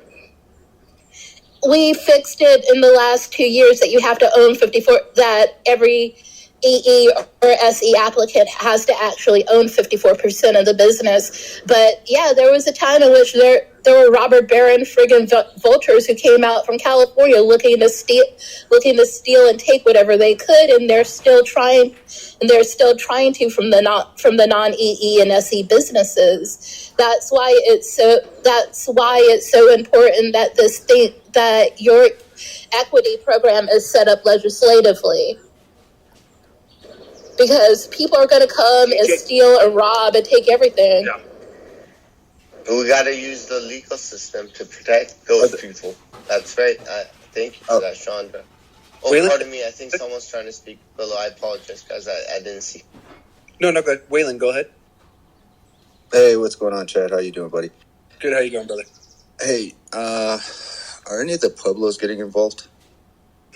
I know that a few of the nations really want to get involved, but there is stuff and rules that they're not allowed on tribal land. However, I think there's a couple that want to go right off of tribal land, like, directly outside of it.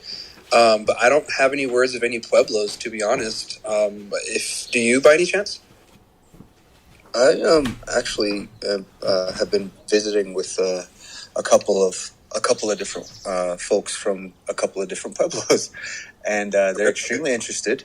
Unfortunately, some of them are so small that they just don't. And that's where I'm kind of wondering if that can fit into this, because, I don't even know why I'm asking permission. It stinks at that level, because tribes' hands are tied, and tribes and Pueblo in this sense in New Mexico are pretty much the same thing. Okay, so it sucks that tribes and Pueblos have to ask permission to work with this kind of a plan. We actually, and so I just don't. I don't know. It just doesn't make sense. But then again, I don't know. Sense can't be made, right? Waylon, thank you, and I think we should do another room someday on that subject alone and just talk about the tribes and the Pueblos. I know there's some language in our recreational bill. Chad, are you able to cite that? Yeah, there's a lot of language in the bill that does have some stuff for the native tribes. I know for the consumption area, it allows for Native American. It said like Native American rituals using cannabis. For, I guess, public use or something like that. So that's one thing. And then there's other pieces in there, but I think a lot of it is really going to come through and start to happen once the federal laws change. And I think that's really like what they were trying to get after, is that there's these federal laws, the tribes are on these federal land, which I think is horseshit, because, if you guys are, it's your land, it's your nation, whatever, you should be able to do whatever the hell you want, without the federal government telling you that. So the only thing I could see the state really running into is just that. And if Brett, if there's anything that you want to add or I missed, please go on ahead and add it. Yeah, I think I don't have a ton to add. Just that, the federal aspect for the Pueblos and those areas that are regulated under federal law in a different way adds a whole nother level of complexity and basically, still the federal, because the Cole memo was rescinded, right? Is that why? Yes, I mean that's something that hangs over all of us, but on tribal land, they are governed. They have a much tighter relationship.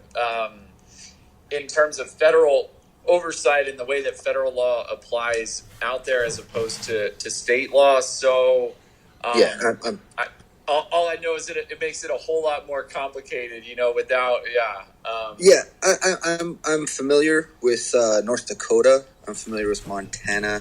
I'm actually I'm an enrolled member of a federally recognized tribe, actually. So I know all about those navigating those waters. It sucks.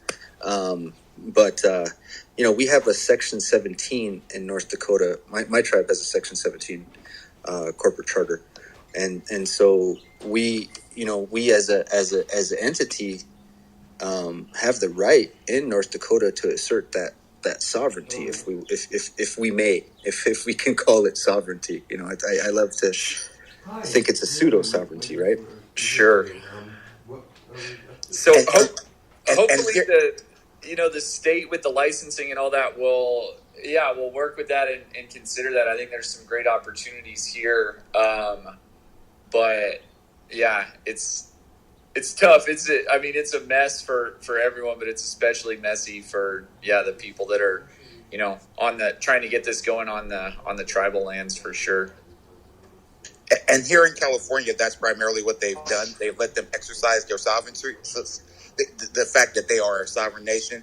However, the problem in California has been any product produced on a reservation cannot enter the legal California market. And so they're isolated one way or the other. Yeah, it's disgusting. Oh, that's exactly. See, they're they're permitted to grow. I don't believe they can manufacture volatile extracts or anything like that, but they are permitted to grow if the tribe deems it okay, but it can't leave the tribe. And licensed cannabis businesses cannot actually go onto tribal land without explicit permission. That is so interesting. There is a similar fight happening in Canada, where a lot of great people are working on setting up facilities, again, teaching people how to fish, trying to say, why would they have to exit their land, come in as workers onto our,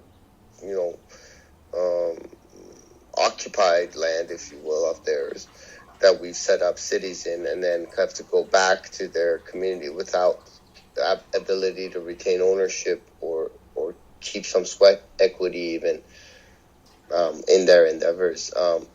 There was one thing I wanted to touch on, guys, that I don't want us to lose sight of, but only if we are finished with this particular section of the discussion, because it's important that we finish each note. We're having such a great discussion. So if Waylon is done with that point, I'd like to just bring up one other item for us. I'd like to answer Waylon's thing real quick, because I know of some tribes that are interested. I do some consulting, and I've been approached by some tribe up north, actually. And the hardest thing for them, I see, is funding again. They can't do it on their land, but to get off their land and do it, and they're a poorer tribe, so the funding is another huge roadblock for them. Just to give you an answer, I knew. Yeah, no, that's awesome, Josh. I was just going to ask if you could follow me. I'll follow you back. We should connect and link up on some of that, because I come from a tribe that's not necessarily poor, but but we got some some roads to make. Excuse me, I just did a dab too. Waylon, can I ask you a question real quick on that? No, just kidding.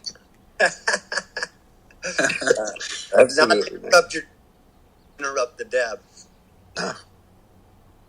So one of the that I have out here with New Mexico has been looking at the tribes, and I have some really good friends just from childhood that have family members or a part. One of the issues that I've had talking with them has obviously been the federal, but I'm also finding a lot of pushback by the tribal members, those that actually are heads of the tribe that make the decisions. Are you finding that is a major setback? Well, oh my gosh, yeah, you have no idea. I mean, I don't know if everybody in the room knows who Dene is, Dene Benali, but some of the steps that he took were wrong, and unfortunately, kind of gave him a really, attached a stigma to this medicine, and he was, he was. I'm gonna say this, and I don't mean any disrespect, but I think there's more. So there, he was coming at it from a very vulture perspective. Somebody said vulture capitalist earlier, and that's really what it was all about. And so I'm curious. Yeah, I have run into that, but I have run into two for sure, but they're so small. Sorry, they're small, but yeah, they're so small. Shit. But there are pueblos adjacent, to like Albuquerque and whatnot. So Definitely, and I think that this, I agree that this needs to be a conversation on its own, like this one. So Waylon, get with me, and then we'll collaborate, and I'll get with Ellis and all the other moderators, and we'll figure out a date when we can talk about this further. Because it's really important, especially here. Yeah, it's a great. I like to be invited to that conversation. I thought that the tribes, though, were going to have cannabis sovereignty. We're going to have their own cannabis sovereignty because it's such a moneymaker, like the gambling, like the gaming commissions are on the tribe for the tribes that have them. I mean, cannabis could actually elevate people out of the abject poverty of where those people are living. I mean, it's so, I don't know. I get all choked up thinking about how bad the reses are in North Carolina because I actually saw one when I was like 10 years old, and I have cousins who live there, and it's so sad. It is like beyond sad. So. Yeah, man, it's really bad. I want to offer one other potential solution for us to think about going into the next discussion on this. And again, thanks guys for the room. What an amazing space. The ability for let's say a segregated population, one would hope that they could have the ability to manufacture and sell on that land, so that at the very least people can drive there. And it would be difficult. You would have to think about the infrastructure, the road to even get in and out of there, and but something where those folks could also turn that into a source of revenue for themselves, because at least money is something they can take off the land. And I also wanted to add, I hope we think of people that actually don't consume cannabis. I like the idea, and I value the idea of consuming your product, and I do think there's a lot of value in that. No one that sells cannabis should be against cannabis consumption in any way, or adult use cannabis. Like, I don't believe it's right if you sell medical cannabis but are against adult use. That would be outside of the moral wrong rights. But like, I produce 37 SKUs of products. I don't consume them all. I consume one or two. So I do think there's value. Like, those are actually some real good allies for us, people that do not consume the plant, but they still see enough value in it to participate in the market. I'm not sure if that's a bad thing. I think that may be a good thing at times. I'm done speaking. I think what we have to take in consideration, in regards to speaking about the Native community and people of color in America in general, is that in many cases that the elders of POC are going to be very hard pressed to come around.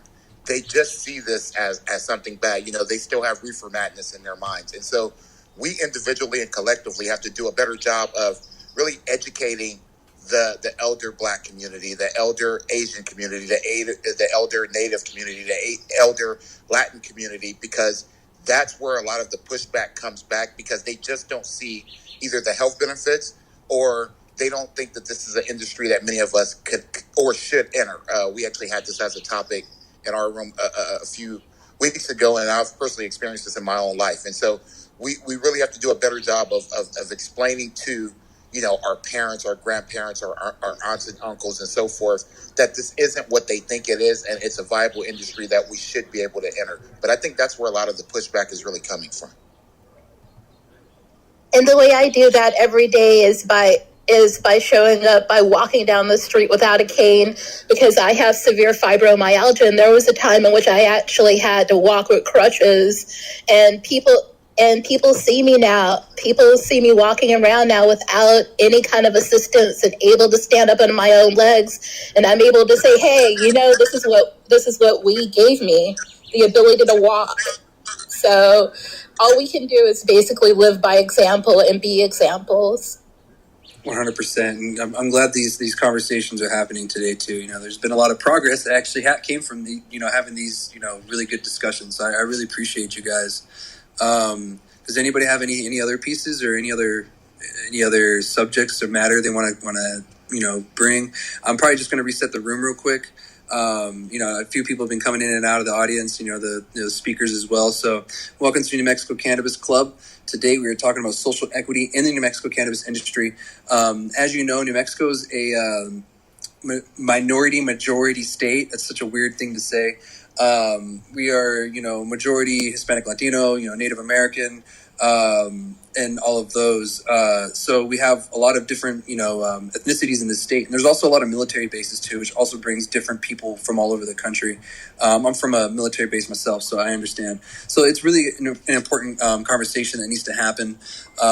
There's a lot of things in the bill that, should have been there, wasn't there, but that gives us an opportunity to bring it up next year in the legislature, and hopefully we can get something passed, and people work together, and we all come together as one, and get something passed good for everybody. And I hope more states do that. So if anybody in the audience wants to come up and talk, please by all means raise your hand. We'll come up. It's an open book here. We're not doing intros. That takes too damn long. And if you want to talk, go ahead and flash the mic. Ronnie, go ahead. Hey, Chad, thank you for having me up. Hey, everybody. I'm looking into doing something to assist with women of color in particular and advance. We're still in the early stages, but if you all know someone or you are a woman of color, please inbox me. Sorry about the beeping. Please inbox me because I'm trying to look at, getting everybody involved in the conversation, because how can you have, rules set when you don't get anybody's opinion? That it's just something that you need to get everybody's opinion on, especially if it affects them. It's like lawmakers making laws without asking us. Oh yeah, definitely. And New Mexico's renowned for the lawmakers not asking us. World famous lack of consent in lawmaking. Oh, 100%. And I guess it happens everywhere. No, many places, I want us to all leave this space knowing what a privilege it is. Having come from a country, guys, where we can't even talk about suggesting to take away any of our oppressions, just to be able to hear each other out, guys, to be able to observe our brothers and sisters' concerns is such a blessing in itself. And that is part of the freedom we enjoy here. Let's not forget that. All of us, even the worst of us, all enjoy the freedom of some ability to express. Even that is not 100% free. I bite my tongue as I say it because I know some people do get punished severely just for expressing themselves. But we're very lucky in this moment that we all were able to express ourselves. I hope everyone felt the way I did about that. Oh, 100%. And I've learned a lot today too, myself. So, I really appreciate everybody for this conversation. It was very enlightening on, all kinds of sides. Duke, thank you for coming by and giving us that great perspective. I mean, that having that perspective from the industry side already from inside of New Mexico, it probably helped people night and day just to kind of give them a wake up call, what's going on, what to expect and everything. So I thank you. I know you're driving and everything. So, you're a busy man. So I appreciate you stopping by. Yeah, and Adolph, you as well, sir. I know you guys run a few rooms for the community and are busy with your business as well. And everybody here, man, I saw trying to get your stuff up and running. Meanwhile, you're doing your due diligence and research. This is all very good stuff. And Brett, thank you as a lawyer giving us your time. And Chad and LS, you guys already know how much I love you. And Daniel, Ronnie, Chandra, all of you. I'm going to go to the Woman Empowered in Cannabis to support the ladies as it's 14 minutes after 11. Thank you. I did want to say thank you to each one of you. Thank you, Ali. We appreciate you. You're sort of the mayor of Clubhouse, and I appreciate your hard work. Keep sending me those room links, guys. Community calendars are really coming into shape. And Chandra, you're an important part of all this, and I thank you too. Your presence and knowledge is amazing. Thank you. Thank you, Ali. Have a good day, brother. I want to remind. Ada! Oh, she was just talking. Oh, my bad. I just want to remind everybody, follow the New Mexico Cannabis Club. That way you can get notified whenever we have these rooms. We're probably going to have weekly rooms, and whenever there's updates coming on for the regular, adult use stuff side too, I'll be hopping in here and updating you guys as soon as I get it and as soon as I read it. I'll be pinging people in left and right, so be ready. So yeah, make sure you follow the people speaking up here, all the moderators and everybody on stage. That way, whenever they go into a room or we host a room, you see it in your hallway. That's what that's for. So that way, you can get notified easier and just know what's going on. I think this has been a really progressive conversation. LS, what do you think? Absolutely. I want to thank Duke and Brett, everybody, Assad, Josh. Waylon, we need to get you in a room and help us do one about the Pueblos and the Native American tribal land and so forth. I know it's much respect to Adolf and Norris and Chandra, everybody. We did about 2 hours and 15 minutes, and I thank everybody. Is there anyone down below, like Tiffany or Erica or Arthur or Sarah, that want to come up and say anything before we go? If so, raise your hands, because we're gonna close her out, and we'll have another one of these conversations. I mean, this is an issue that needs several conversations and not just one single conversation. This needs to continue. Absolutely, and so anyway, thank you all, and tonight. Larry, real quick. Yes, please. I just wanted to kind of just throw a plug out there real quick, and it's not for anything other than for those that may not have known and those that may not have received it yet. I have set up a Discord server for the New Mexico Cannabis Network.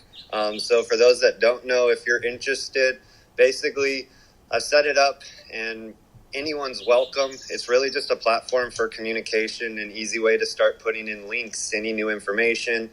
Once you're up and logged into it, we can post the clubhouse rooms and it'll notify you. I've got links up there for so far all of the information that's come out, links to Larry's channel. So really just building it as a platform for everyone to communicate and out. So if you're interested, let me know and I'll be more than happy to add. Thank you, Daniel. I was going to touch on that too, but you said it better than I could have, so I appreciate that. All right, and just let everybody know, since we're plugging, Daniel, thank you. Tonight, 10 p.m. New Mexico time, 9 on the West Coast, and midnight on the East Coast.